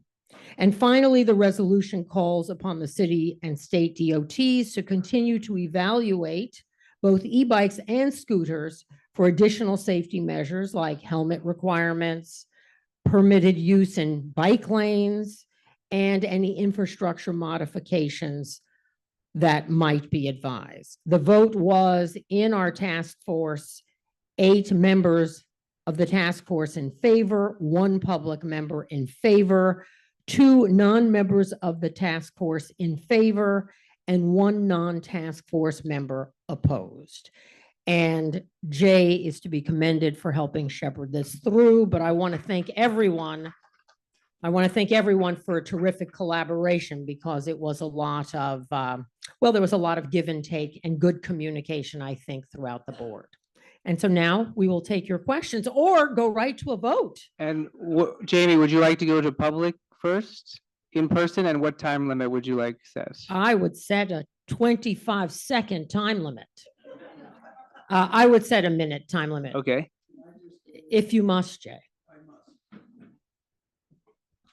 One of the important things in this resolution would be the enactment of statutes along with registration, et cetera, allowing victims of e-bike accidents to be eligible for something called MVAIC, which is the Motor Vehicle Accident Indemnification Corporation. It's not well known, but this is a state-created corporation which is run and funded by every insurance company that writes liability insurance for vehicles in the state. And in brief, what it provides is that if you are in an accident with or a victim of any vehicle, any registered vehicle now, that is either uninsured or has engaged in a hit and run, you have the right to make a claim against this organization, which is treated like an insurance company. In brief, I cannot think of a reason why someone who is a victim of an e-bike and who is seriously injured or permanently injured, who loses the ability to work permanently for a length of time, has enormous medical expenses, shouldn't have the same remedy as someone who's injured by a car or a truck or a bus or a motorcycle or a motor scooter or a moped. And that's part of what this resolution is asking the state and or city to enact. Great. So we're going to go first to members in person. So we'll have people line up here.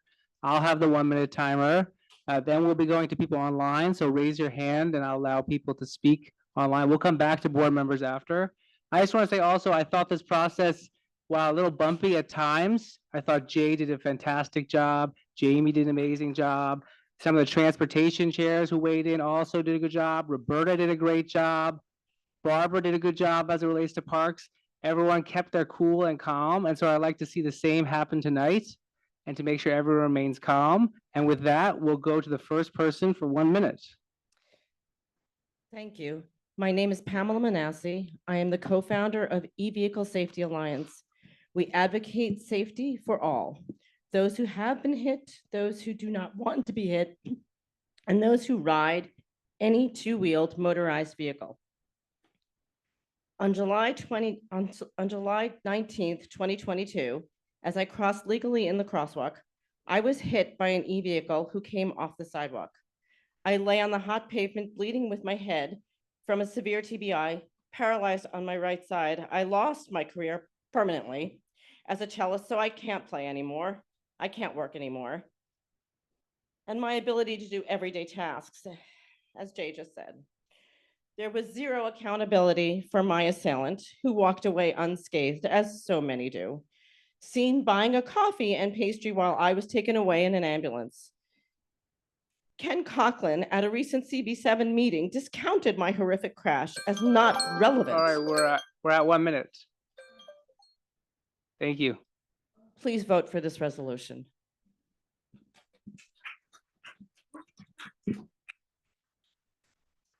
I don't know if I need this. Thank you, everybody. It was nice to see Eric Botcher up there tonight. He voted for Priscilla's Law, which is basically this resolution. As a liberal, I usually view government regulation as an essential tool to protect public interest. So I hope we all see that this way. But accountability is the solution to this crisis. Oh, I have a pretty big voice. Accountability is the solution to this crisis. It's important to note that the ER trauma surgeon, Dr. Angela Maschia from St. Barnabas Hospital, sees an average of three admissions a day for e-vehicle crashes, and he calls this a public health crisis. They see more victims in one ER hospital than DOT has in their stats for the entire 2025. And if you look at any of the press lately, you will see that Bellevue is written up a lot for having, it's only one of 54 ER hospitals. But if you look, they will talk about Dr.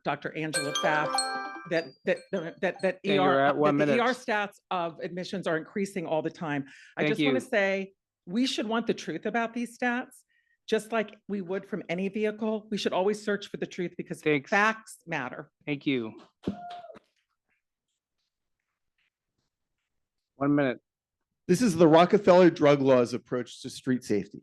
It addresses a problem by punishing the most vulnerable and giving the kingpins, the corporations, a free pass. Reclassifying e-bikes as motor vehicles means riders need driver's licenses, which requires passing a written and road test. Every new and existing e-bike would need a VIN and annual inspections.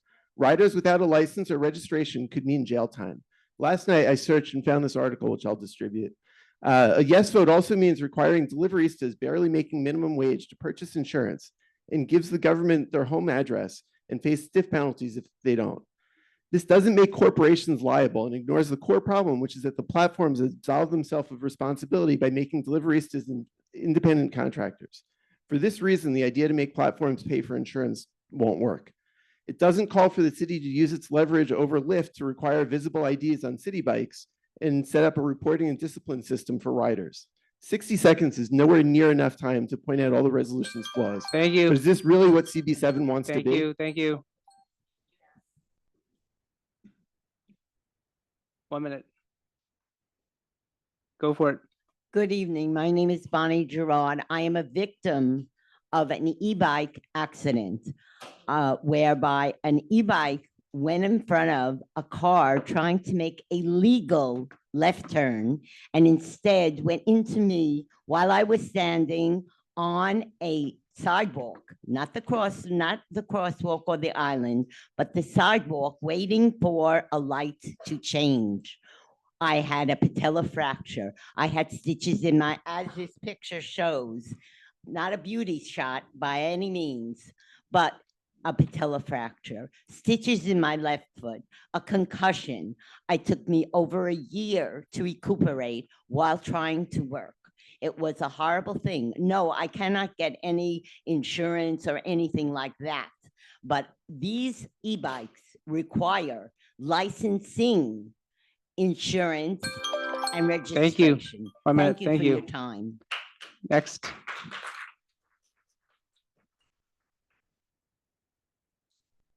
My name is Maxine DeSetter. I live on the Upper West Side, and we have a situation with these e-bikes where the people who don't want them registered and licensed keep talking about safety.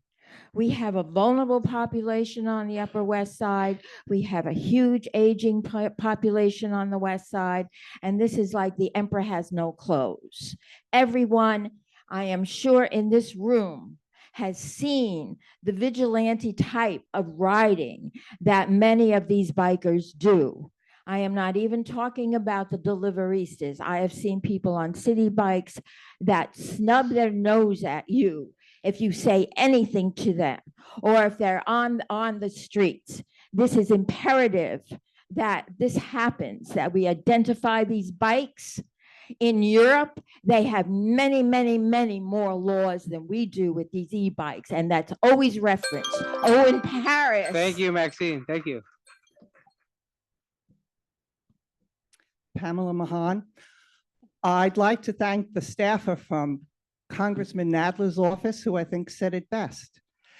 Following a tragic helicopter accident last year that claimed 6 lives, his office is pushing, sponsoring legislation to enhance helicopter safety that is in alignment with airplanes.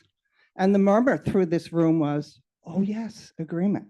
Likewise, e-bikes are motorized vehicles, be they 2-wheeled, 3-wheeled, 4-wheeled, or 16 wheels. They need to be registered, licensed, and insured. Thank you. Thank you. Next up. Well, everybody has kind of said what I kind of want to already say. Yeah, we need rules. We need rules of the road. I just pulled an all-nighter taking care of my mother and driving 8 hours from Virginia. So I'm standing up here to say, yeah, we need these things regulated. And another thing is, I don't take the risk to ride a bicycle. Back in the 80s, I wouldn't ride a bicycle in Manhattan, and I certainly wouldn't do it now. Nothing on wheels in this city. So I don't want them coming within 20 inches of me. No bicycle. So I don't assume the risk, and I want them to stay away from me. So I think we should have a rule that they can't be weaving in and out of, next to pedestrians. So anyway, my thought is rules and get those e-bikes out of this city because they are motorcycles. They are not bicycles. They are motorcycles. Thank you. Okay, we're gonna go online now. I'll call 3 people. I'll ask you to unmute, and then you'll have the 1 minute. So first is Patrick. Hello, everybody. I was part of the task force that helped write resolution. I was the one non-member against. I'll just briefly reiterate what I said in the last meeting. This resolution, if the policies it proposes were implemented, it would backfire. What it would do is it would place e-bikes on equal legal footing to mopeds, which are capable of higher speeds and weigh many times more. Class 1 and 2 e-bikes, which top out at 20 miles an hour and weigh about 40 pounds, would be treated like a Class B moped, which goes 30 miles an hour and weighs hundreds of pounds. They cost about the same amount. Class 3s, which go faster, weigh more, would be treated like a Class A moped, which goes 40 miles an hour, and again, weighs more, goes faster, same amount. This would actively make crashes worse. I am interested in safety here. We know what works for safety. It is not just do something. That's how you get unintended consequences. What you need to do is slow down. We need to. Okay, that's 1 minute, and we'll go now to Sandy. 1 minute. Thank you. We'll listen to Sandy first. Let me Keep just going, say, Sandy. let me say quickly, even a 10-minute mile per hour, now that we're talking about 15 miles per hour, heavy e-bike hitting an 81-year-old broad like me would do me in. So slowing it down is meaningless when it comes to the e-bikes.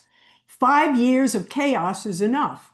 Pass this resolution and send a clear message. New York values human life over lawlessness. There has been zero accountability for e-bike riders who break the law. The deaf, the disabled, the blind are in harm's way, and there needs to be accountability. I don't want to be the next victim. Thank you. Thank you. Before we go to you, Don, did you want to say something, Jamie? No? Okay. Let's go to Don for 1 minute. Yeah, hi. I'm a biker. Quick question for Jamie or Jay. Does the resolution include Class 1 e-bikes? It does. Then I'm totally in favor of it. It's a great resolution. Let's go for it. Okay, thank you. Next up is Sanja. 1 minute. Hi, my name is Sanya Paul, and my husband and me were hit by one e-standing scooter, and my husband had traumatic brain injury, bleeding on his brain, loss of his memory, 5 days unconscious at Bellevue Hospital, still didn't recover from trauma. I have headaches every single day since the accident. So the small, slow vehicle can change your life forever, can ruin your life forever. So I don't care if you are a vehicle and riding like a lunatic, then you should be responsible. Rules, like the one person said, we need rules, and everything might be better for pedestrians of this city. I just know that this changed my life, and I can't live like I lived before because of the one small e-vehicle. Thank you. Thank you. Next up, we have Liz Chow. If Liz, you can speak.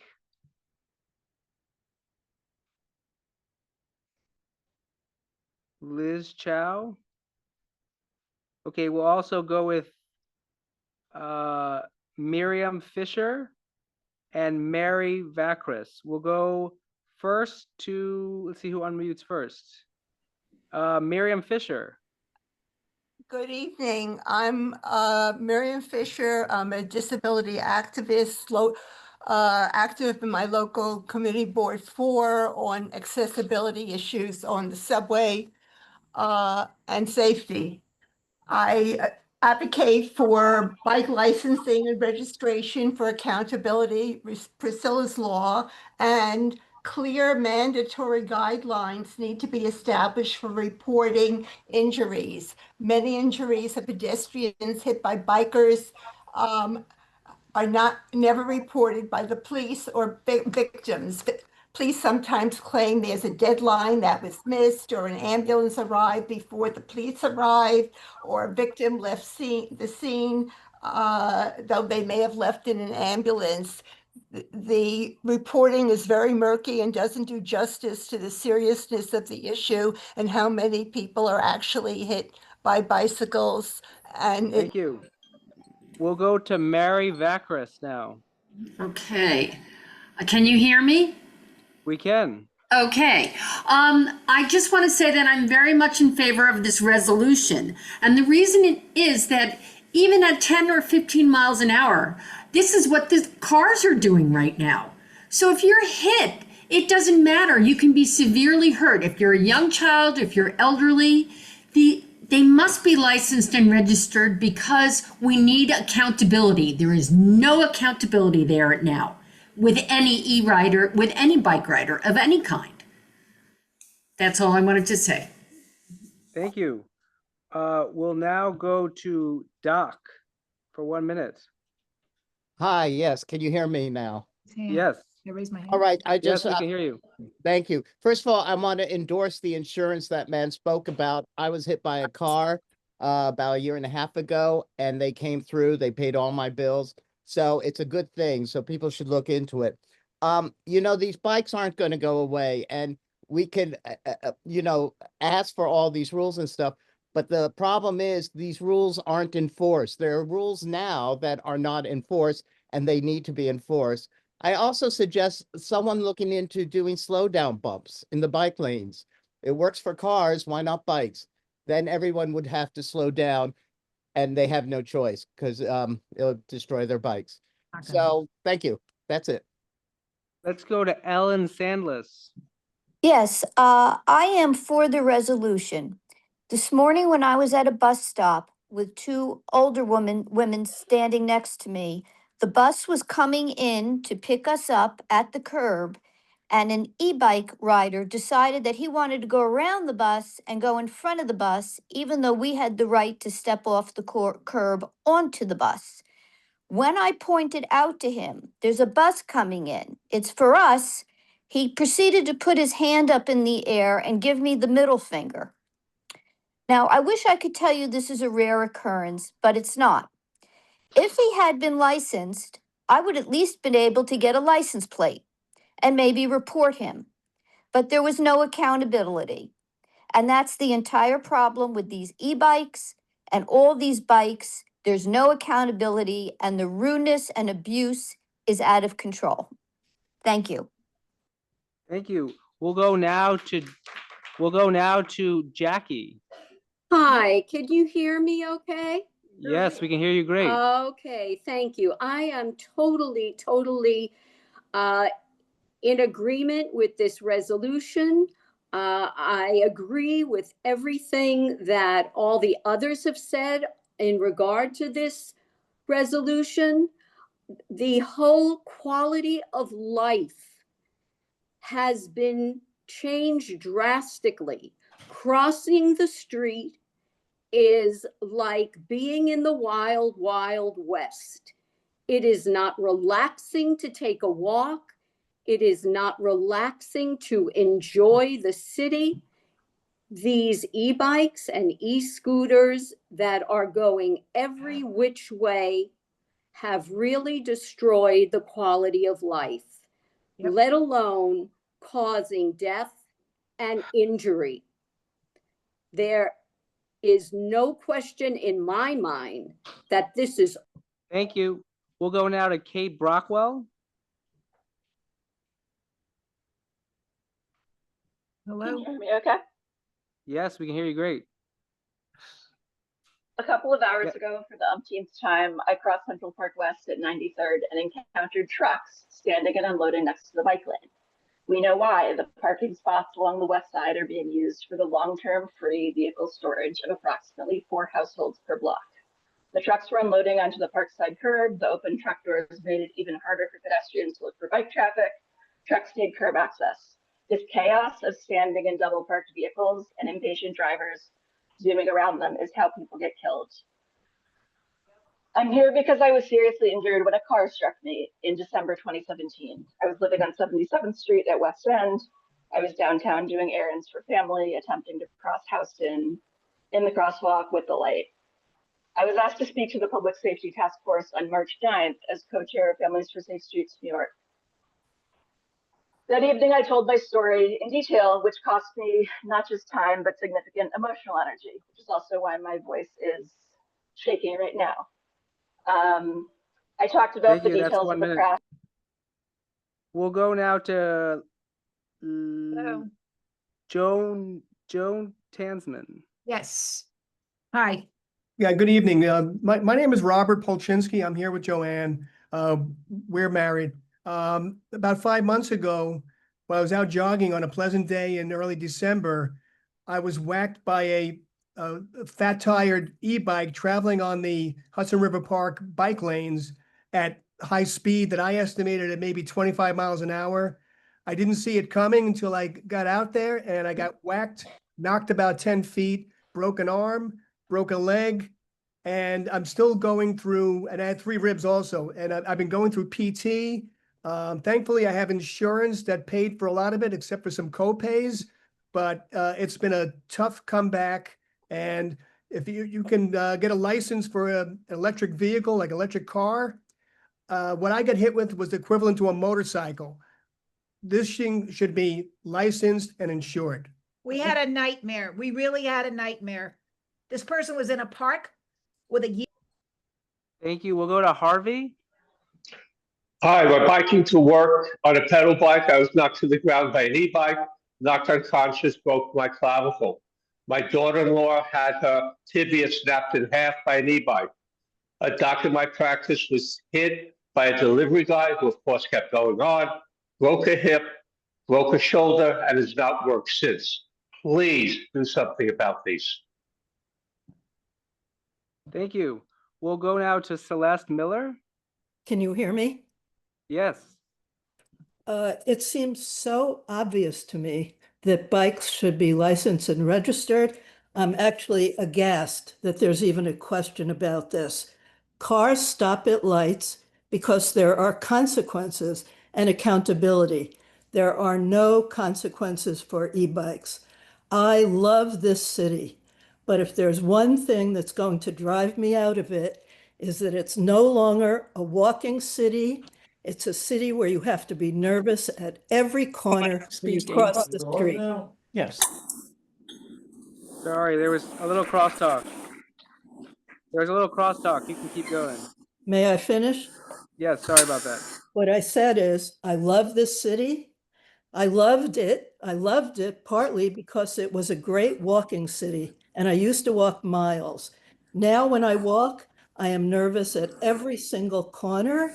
And if there's one thing that's going to drive me out of this city, which I am literally considering, and I can't believe I'm considering it. Thank you. It's We'll go now to Carice. Hi, can you hear me? Yes, we can hear you. Hello? Hi, Yes, we Carrie can hear. Williams here. Thank you. Agree with everything that everyone is saying about passing the resolution. I am a cyclist, and I've been hit twice by e-bikes. And let me tell you, it is not fun. Hospitalization's not fun. Incurring injuries and having to pay bills is not fun, and being out of work. as a cyclist, as an experienced cyclist, as a 20-year fundraising cyclist, being smacked by an e-bike. These are not bikes. These are motorized vehicles. You pedal a bicycle. These aren't being pedaled. The chains are rusty and the pedals are not moving. These are motorized vehicles. They need to be held accountable. We need to stop this madness. This is dangerous. Thank you. Pass the resolution. Okay, next up is Susan Simon. Yes, hello. Can you hear me? Yes. I am in complete agreement with this resolution, and in the group which I belong to, which is E-Vehicle Safety Alliance, there are 124 victims. Of those, 8 had police reports, and in all but 6 cases, the riders fled. Bellevue has seen an increase in e-vehicle crashes. It's all over the newspapers. Infrastructure does not stop a rider from speeding or running a red light or leaving a victim lying on the ground and fleeing the scene. Only accountability will. In what world is it okay to leave the scene of a crash with an injured victim never to be identified? I 100% agree with this resolution. It is 5 years in the making. Thank you. Thank you. We have four left, and we have less than 1 hour left in this venue, so we'll go a little faster. Peggy Yanis.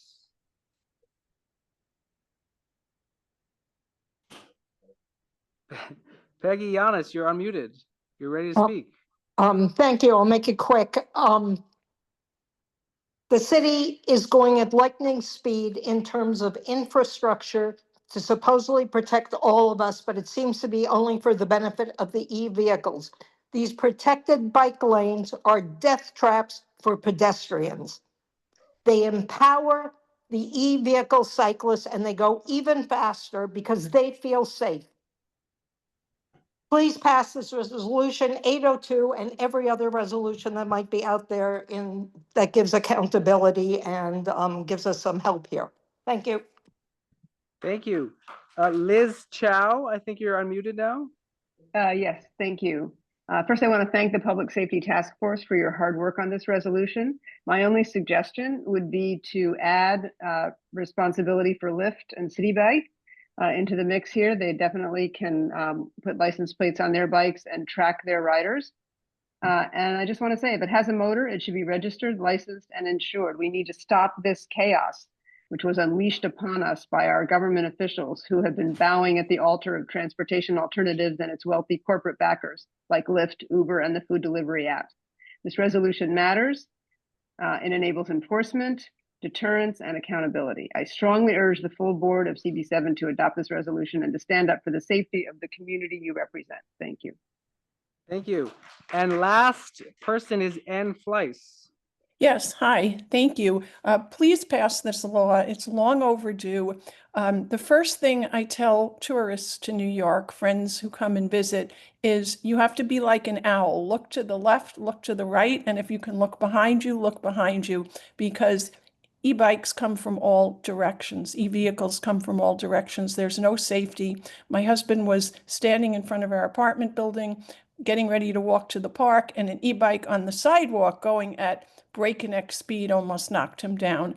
It's totally out of control. And now the only safe haven, which were our parks, have been co-opted by these e-vehicles as well. So very important to pass this law. Thank you. Thank you. That's the end of the public session. Jamie? I have to make a point of clarification. So we had on the task force Patrick Litke, and I was grateful for his contribution, but he is not a member of the task force, public or otherwise. I don't want his comments to have misled you. The only public member we have is Steve Anderson, and he is with us tonight. Thank you, Steve, for being here. And I want to give you the vote again. It was 8 task force members in favor, 1 public member in favor, 2 non-task force members voted yes, and 1 non-task force member voted no. Patrick was present at that vote, but he did not vote and could not vote, though we do again thank him for his substantive contributions. Alex, I turn it back over to you. Okay, does any board members have questions? Maybe secretaries, you could help disperse microphones, maybe comments, yeah, comments. Doug, Dan, Doug first. And I thank Jamie for clarifying. And Patrick is a very nice and contributing person. He was a public member on the Housing and Land Use. He is not a member of the board. He is not a public member. His contributions will continue to be welcome. But I actually find it really surprising that he sat at the table and voted. He was never a public member of that task force either. I would like the minutes to be reflected. I should have brought it up when we approved the minutes, but that should be modified in the minutes. What I have is what I think a friendly amendment, but it may be kind of during the conversation at the Public Safety Task Force, we talked about not only focusing on food delivery, but there are many other e-bikes that are delivering last mile, for example, Amazon. So I don't want to, perhaps the current resolution covers this, but we did discuss it, and I think it got lost in a maybe one of the evolutions or the iterations of the actual resolution. So I would, and we all agreed at the table that that would be included. So it's not only food delivery apps; it's anyone else that would be delivering, such as Amazon and other. We're gonna wait till the end for comments, but good. I mean, responses, but Dan, go for it. If that would be a friendly amendment or. Well, first of all, I want to express my strong support for the resolution and thank Jamie and Jay for their leadership in shepherding this through. I have a question for Jay that relates to a point that one of the public commenters made about the accountability for Lyft and City Bike. Jay, can you just address what is currently in the resolution and whether you'd be amenable to some friendly amendment that would directly address that commenter's concern? Well, the way it works, by the way, I can take this opportunity to correct something that Rich Robbins said, which was one of a couple of things that are inaccurate. This resolution doesn't recommend, although personally I would like to see it, licensing. And there's been a lot of conflating with registration and licensing. They're two different things. Registration is registering the vehicle and the issuance of a plate and insurance. Licensing is like getting a driver's license. This resolution doesn't address that issue, although there are some states that do require it, the latest, in fact, being New Jersey. As to your question with regard to Lyft and City Bike, the way it works under state law is that the owner of any kind of vehicle is responsible for the registration. So Lyft/City Bike would have to coordinate, say it was state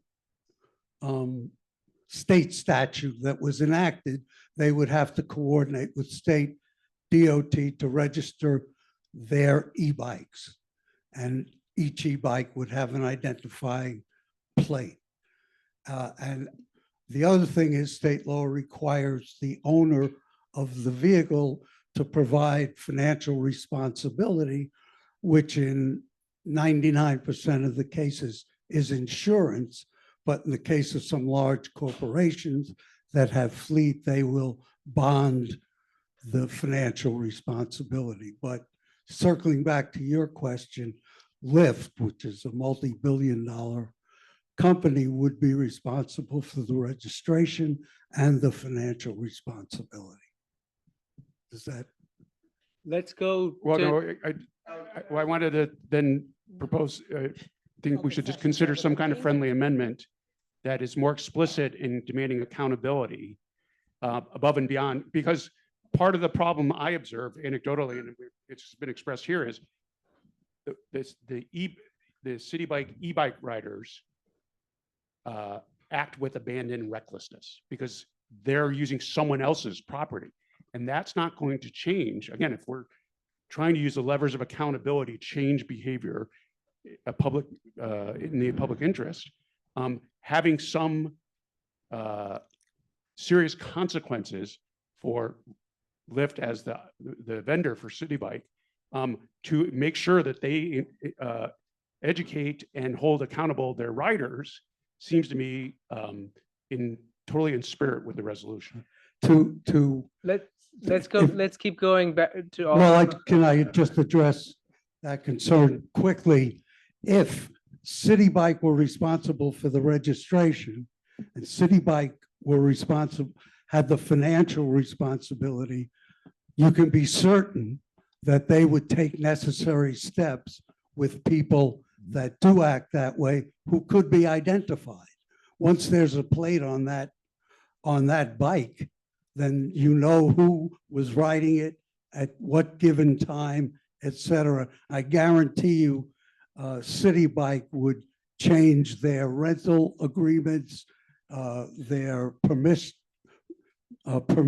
to rent bikes. I'm not sure I can make it more explicit than that, but it's really included in registration. Registration is the foundation. Registration allows enforcement. You cannot have enforcement of vehicle and traffic rules without the ability to identify the violator. Okay. You cannot have accountability. Great. or recourse from anyone injured without identification and then financial responsibility. Okay, we're in the board member session now, so I see some hands from public members. No, we're gonna get in the end. So we're gonna keep on going to board members. We're gonna take comments or questions, and then we're gonna address them at the end. So raise your hand if you'd like to speak. Igor, who does not have a mic. So maybe instead Hayden first and then Igor. Hayden. Yes, indeed. Hi, can you all hear me? And we like your background. Wow. Thank you, Nandita. Hi, all. Sorry I couldn't be there in person. I just wanted to thank the task force and Jamie, its chair in particular, for thinking holistically about the term public safety. I was on the initial run of this task force before I rotated off to become co-chair of Health and Human Services. So I come at this from a health and safety perspective. I share a lot of the concerns that have been expressed already, but I just want to focus our consideration of this resolution on two specific safety and health issues that I think are maybe getting overlooked or haven't been already touched on. I want to focus on the data of pedestrian fatalities because I definitely hear that EVSA doubts some of the injury stats. So I want to focus on stats that we can agree on. I think first, this particular resolution is not going to do anything to help prevent pedestrian fatalities, which are an epidemic in our city. More than 99% of them, of course, are caused by trucks, buses, and cars. No pedestrian, I just want to be clear, thank God, has ever been killed in CV7, according to the stats, by an e-bike. But in the last 5 years, just the last 5 years, 9 pedestrians have been killed in our community board district by cars and buses. Let's think about that, and when we think about registration and the impact that it doesn't have in terms of pedestrian fatalities right now.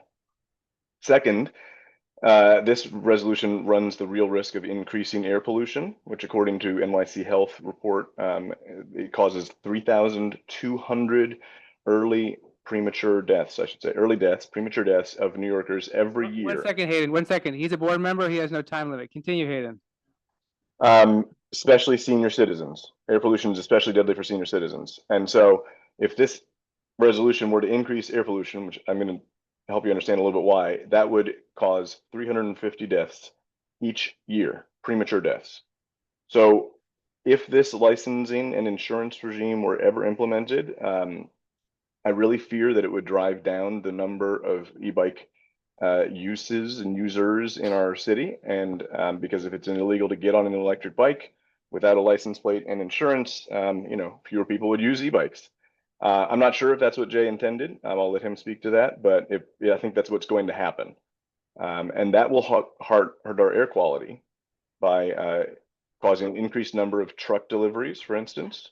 A lot of our deliveries are done by e-bikes. Those are going to get replaced by trucks.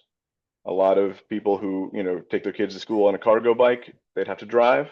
If you were going to go get across town, you may have used an electric bicycle in the past, you're going to take an Uber, or potentially, right? So we already have a 9/11 equivalent number of deaths every year in our city, the silent killer of air pollution caused by trucks, buses, motor vehicles, right? 3,200 New Yorkers are killed by PM 2.5 each year. That's the NYC health stats that our health department says. So in fact, NYC Health says if we cut 10% of our air pollution from one pollutant, PM 2.5 alone, it would save 350 New Yorkers each year. So if registration, right, last question, last point, I really doubt that this is going to actually help our pedestrian safety, because we already have a licensing and registration regime for motor vehicles, which cause 200 times more deaths. If we want to focus on pedestrian deaths, we need to, I don't know that we want to be making it a registration that is going to make there be fewer vehicles that are safer in the long run. 200 times more deaths are caused by license and registration vehicles. And when we think about pedestrian fatalities, that's what we should be focused on. Great. Thank you, Hayden. Let's keep, I think we should go to the rest of the. So I disagree with Hayden, but I will defend to my death. You're right to say it.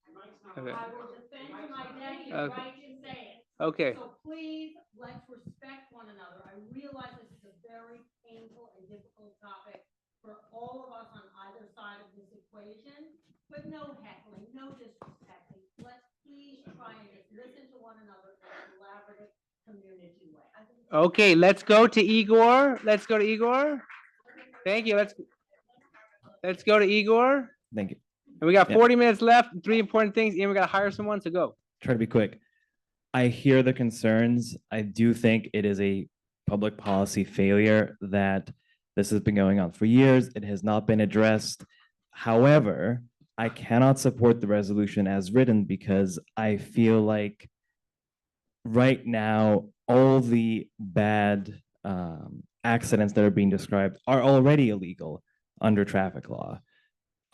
So whether this resolution passes or not, this licensing or this registration scheme, I don't know how it will be enforced. So we're just layering another regulation when we are not enforcing the ones we already have. So whether this resolution passes or not, I would ask the Public Safety Committee to look into other ways in which we can enforce the laws we already have in our books. And I think that will actually do a better job of addressing the very real concerns we have without making a worse situation. Let's go to Nandita, then Adam, then Ira, then, okay, then we'll give it. Yeah, I just wanted to take a quick minute to recognize that, I just thank members of our community who have come in person and over the phone to talk, over the Zoom to talk about their experiences, some of which are very traumatic experiences with e-bikes. It takes a lot of courage and bravery to actually talk about that, both in a private setting, but also in a public setting. And I understand that because of the nature of the meeting, because of the time limits, it can feel like you're being censored or suppressed, and it's not really emotionally fair. I just wanted to reiterate that if anyone has felt cut off either in person or over the Zoom, it really is not a personal thing. It's just because we have a lot of people who have had similar experiences, and we want to give everybody a chance to share their experiences to whatever time they can. And we also want to give everyone time to actually discuss the resolution and come up with the best way to, if there's friendly amendments and things like that. And lastly, I think Jesse's worked really well with the venue to get, the space for us to actually have a good audio and video and get together as a group. And we want to be mindful of their time as well and make sure that we're able to leave when we've scheduled our departure and leave the room in a good state. So it really is just a logistical thing. And I just want to reassure everyone in the room and in person and over the Zoom, thank you so much for coming and sharing your stories. Even though you only had a minute, we've all definitely heard it and they've definitely resonated with us. And I just want to say thank you again. They've definitely, like, even the 60 seconds you're talking about your stories, it has had an impact on everyone in the board and everyone in the room and everyone in the Zoom. And we will be airing this on YouTube as well. So I just want to say thank you so much for sharing. Okay, Adam. And sorry, real quick, to kind of follow up to Jamie's point, I know especially when you've gone through, traumatic brain injuries, things like that, when someone on the board says something that is an opposition of the resolution, it can feel very painful. We do ask that in spite of that, please don't interrupt or heckle. It just makes it hard to hear what their point is. And it's just easier to understand what their point is and then decide on our own how to vote. So thank you so much again. Okay, Adam.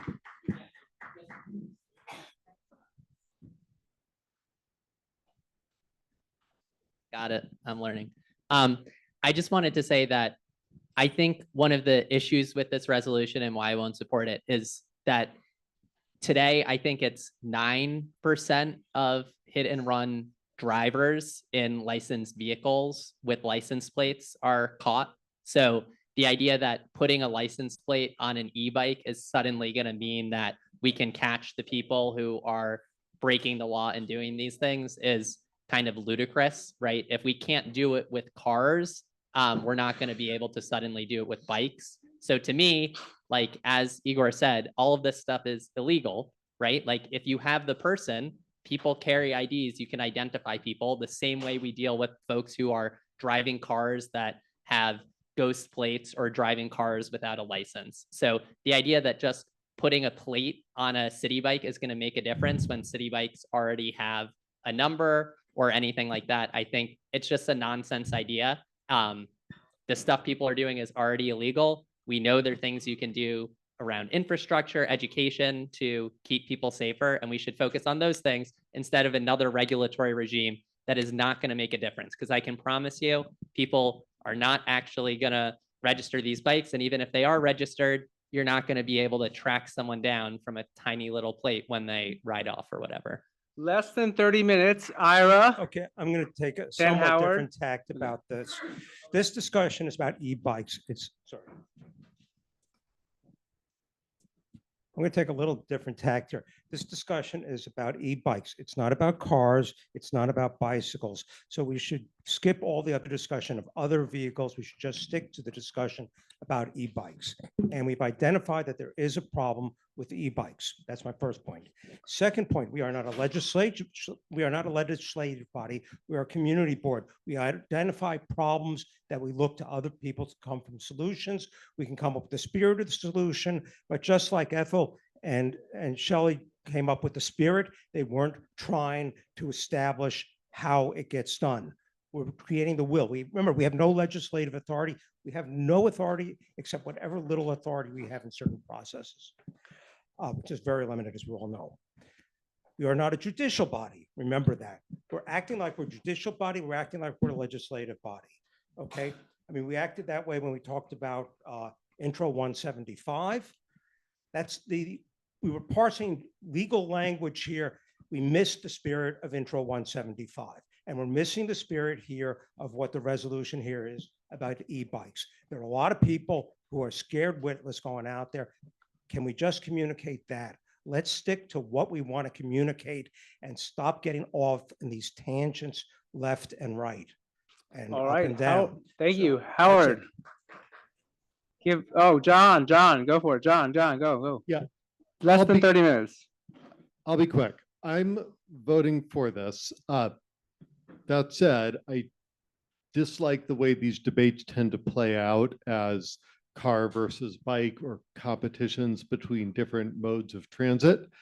I have a car. I also support bikes and e-bikes. I do not think that e-bikes need to be bad or disparaged or evil, but when walking around the Upper West Side, I can see with my own eyes, they run red lights and don't follow traffic laws at much higher rates than cars. Cars are more dangerous if they commit violations, but e-bikes do it a lot more. The challenges we have enforcing laws against cars versus e-bikes, we should enforce everything better. I don't think that should stop us from creating more enforcement options against e-bikes. The lack of licensing makes it very difficult for them to be tracked down, and I think that we should change that. This will not solve everything. We should also do infrastructure. We should do all of the things, but this particular approach will move things somewhat in the direction of better enforcement. That's not to disparage anything about bikes. That's not to disparage infrastructure or the dangers of cars. But on this narrow question, I think we should do it, and I'm voting in favor of it. Okay, we have 5 resolutions left, less than 28 minutes. Okay, I, as many of you know, have been a big advocate for street safety for basically my whole life. I'm a driver, I'm a biker, I'm a walker, I walk my little dog. And I think there is a problem here, unequivocally a problem. First, a few facts. There were 9,610 New York City pedestrians injured on the streets, seriously injured on the streets. In 2024, 37 involved e-bikes, which is about 1/3 of 1%. There's a lot of talk that the people injured by e-bikes it just doesn't get reported. There was a study done, it was published by the National Institute of Health that looked at 914 admissions to the Bellevue emergency room for micro transportation, micro vehicle injuries. There were 914 incidents, 6 involved e-bikes hitting pedestrians. That said, each of the 6 is a tragedy, which is why I think we have to spend more time creating safety on the streets rather than trying to put a number on a e-bike, which might or might not allow people to track them. I think, for instance, what would make it safer? How about requiring Jocko and City Bike to put really big numbers on each of their bikes? That way, you'd have 100% accountability. I drive all the time. I can't tell you how many fake license plates there be, and I can only believe, with all due respect to the people who ride e-bikes, I don't ride one, that there'd be an even greater number of fake plates on e-bikes. Why can't we do something that would be really effective, like forcing them to put giant numbers on their bikes? So you can write down the number, and then there's an electronic record of who it is. This resolution doesn't do that. It calls for this registration, which may or may not allow you to track down the person, and maybe you'd get some compensation after. Our goal should be to make the streets safer and not deal with accountability after people are hit. Okay, thank you. 5 resolutions and 25 minutes left, so we really have to go faster. Eric, and then Ken, and then hopefully that's it. I just want to say I also share a lot of the concerns that many of our speakers raised. I think this resolution is very well intentioned, but today a police officer must witness a violation to stop a person on a bike. E-bike registration and licensing would allow the NYPD for the first time to pull over cyclists on any type of bike, even those not suspected of violating any traffic law, to check for registration and insurance. It will normalize bicycle stop and check interactions with the police. Based on past trends, communities of color will be disproportionately targeted. Moreover, ICE could use the registration system to target our immigrant neighbors. I just don't, we should not advocate for putting them into a database.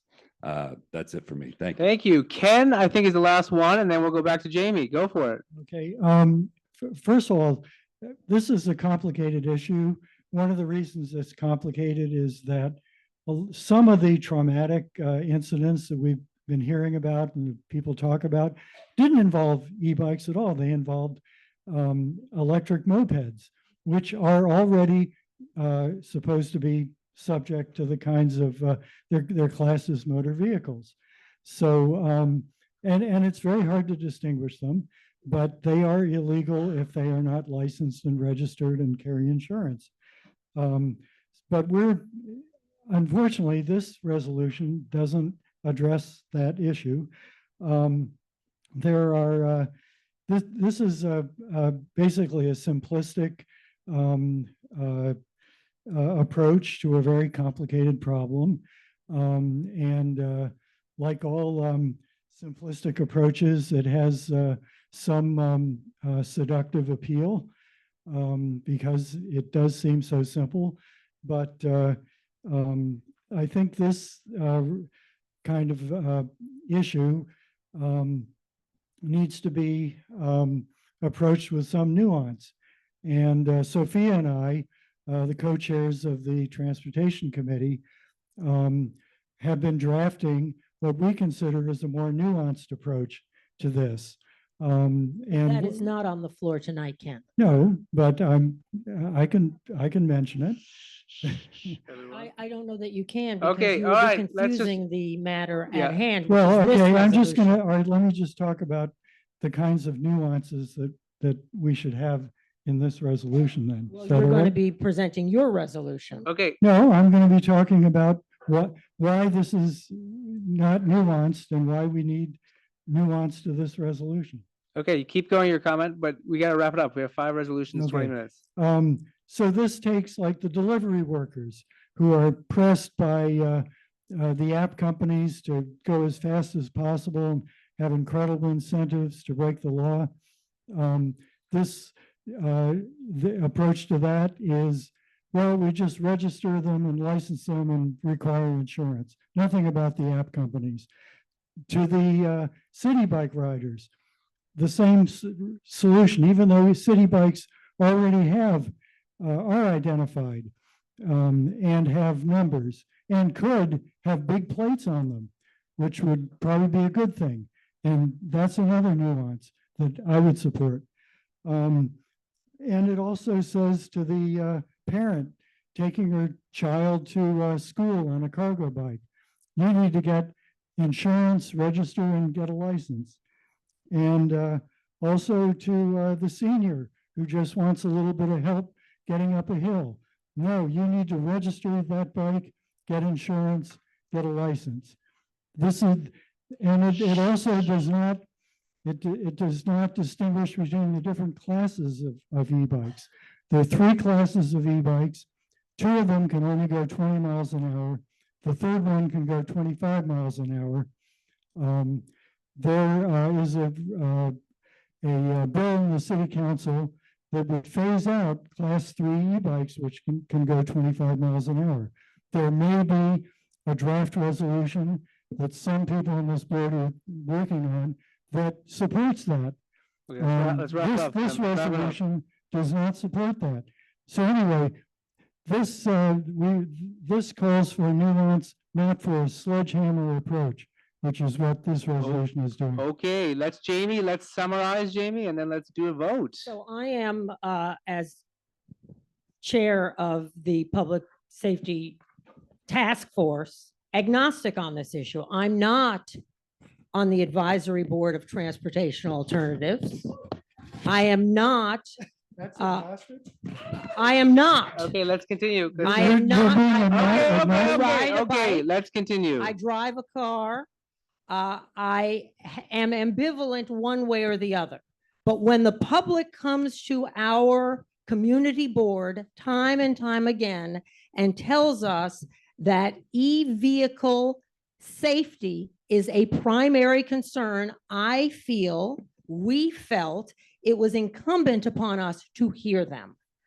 The Transportation Committee refused to hear this issue. And that is when we took it up at Public Safety. I can explain why. Okay. No, you cannot. Okay. And then you come here. All right, and sit here okay, that's not and helpful. Bring up your resolution. Okay. So here we are bringing to you. Okay. Community Board 7. Yep. A resolution on e-vehicle reclassification to a common sense request of our city council, mayor, governor, and state legislature. It's Great. just common sense. That's all we're asking. Okay, voting is now open. I do want to. Well, the public safety, I think she did an amazing job responding for you. I withdraw that request. Okay, thank you very much. Voting is now open. I do want to clarify that that there was a request to be heard at transportation. There was feedback about how this would be different.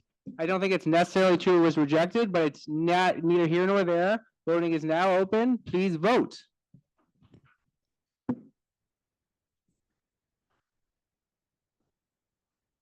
Yes.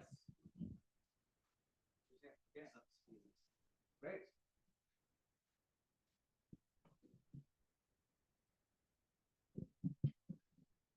Get your votes in. Votes in now.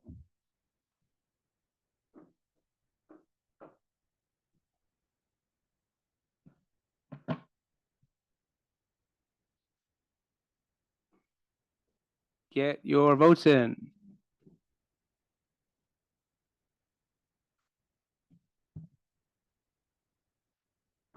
Get your votes in. Currently 19, 9, 3, right? One manual, 0.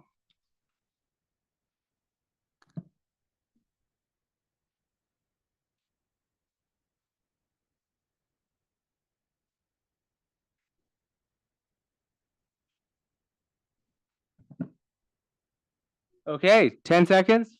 5, 4, 3, 2. Okay, that passes. We'll get the final vote, but I think it's 22, 9, 3, 0. Okay, I want to make another request, Barbara. We're so short on time. I know what I'm going to do is we're going to bundle the LPC. Yeah, but we're going to bundle the vote. But you go for 1 minute, but we're going to bundle it.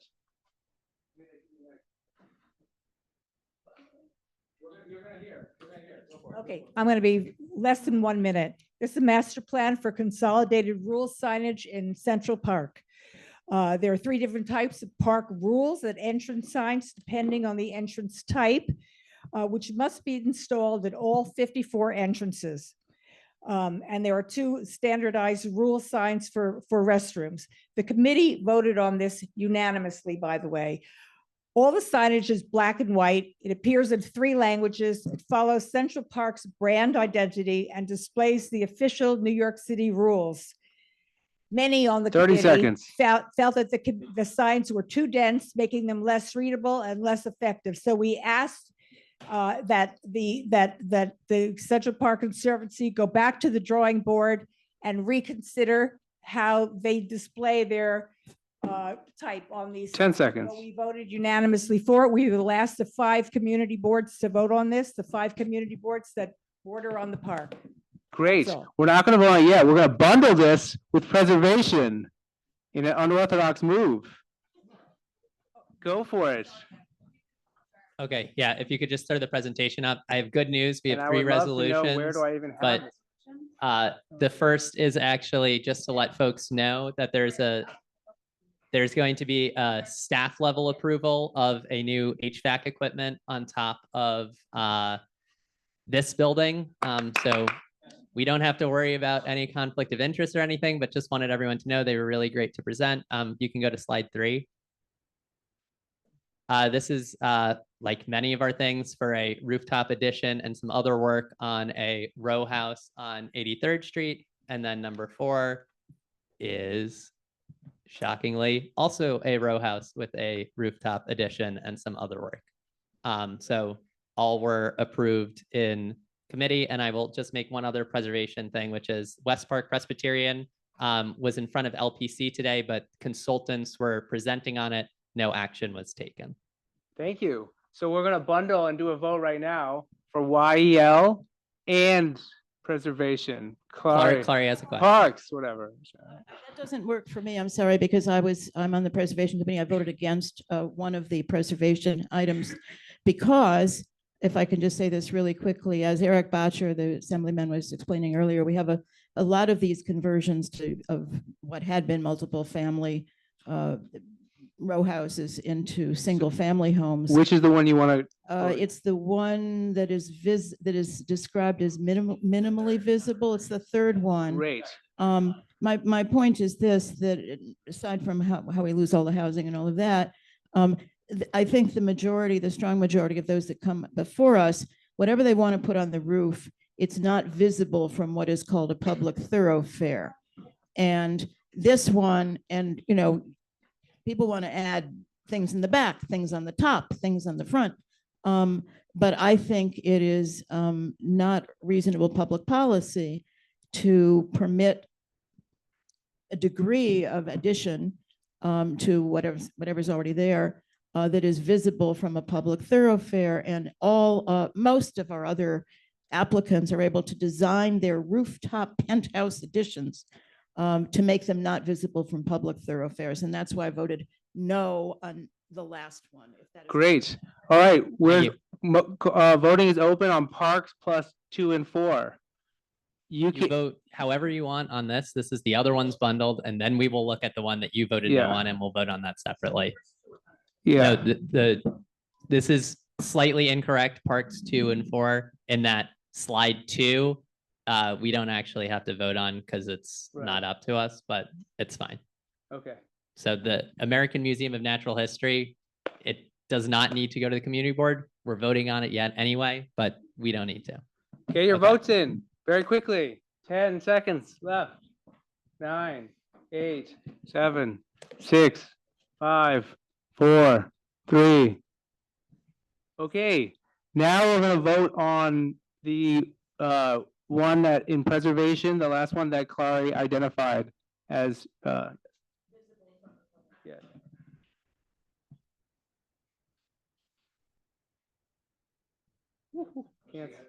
I can't spell.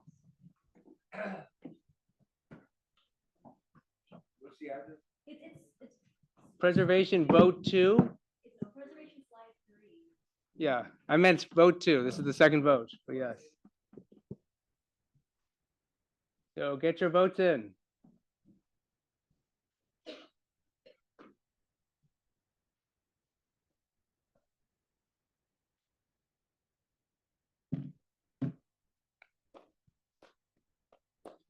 Okay, 10 more seconds.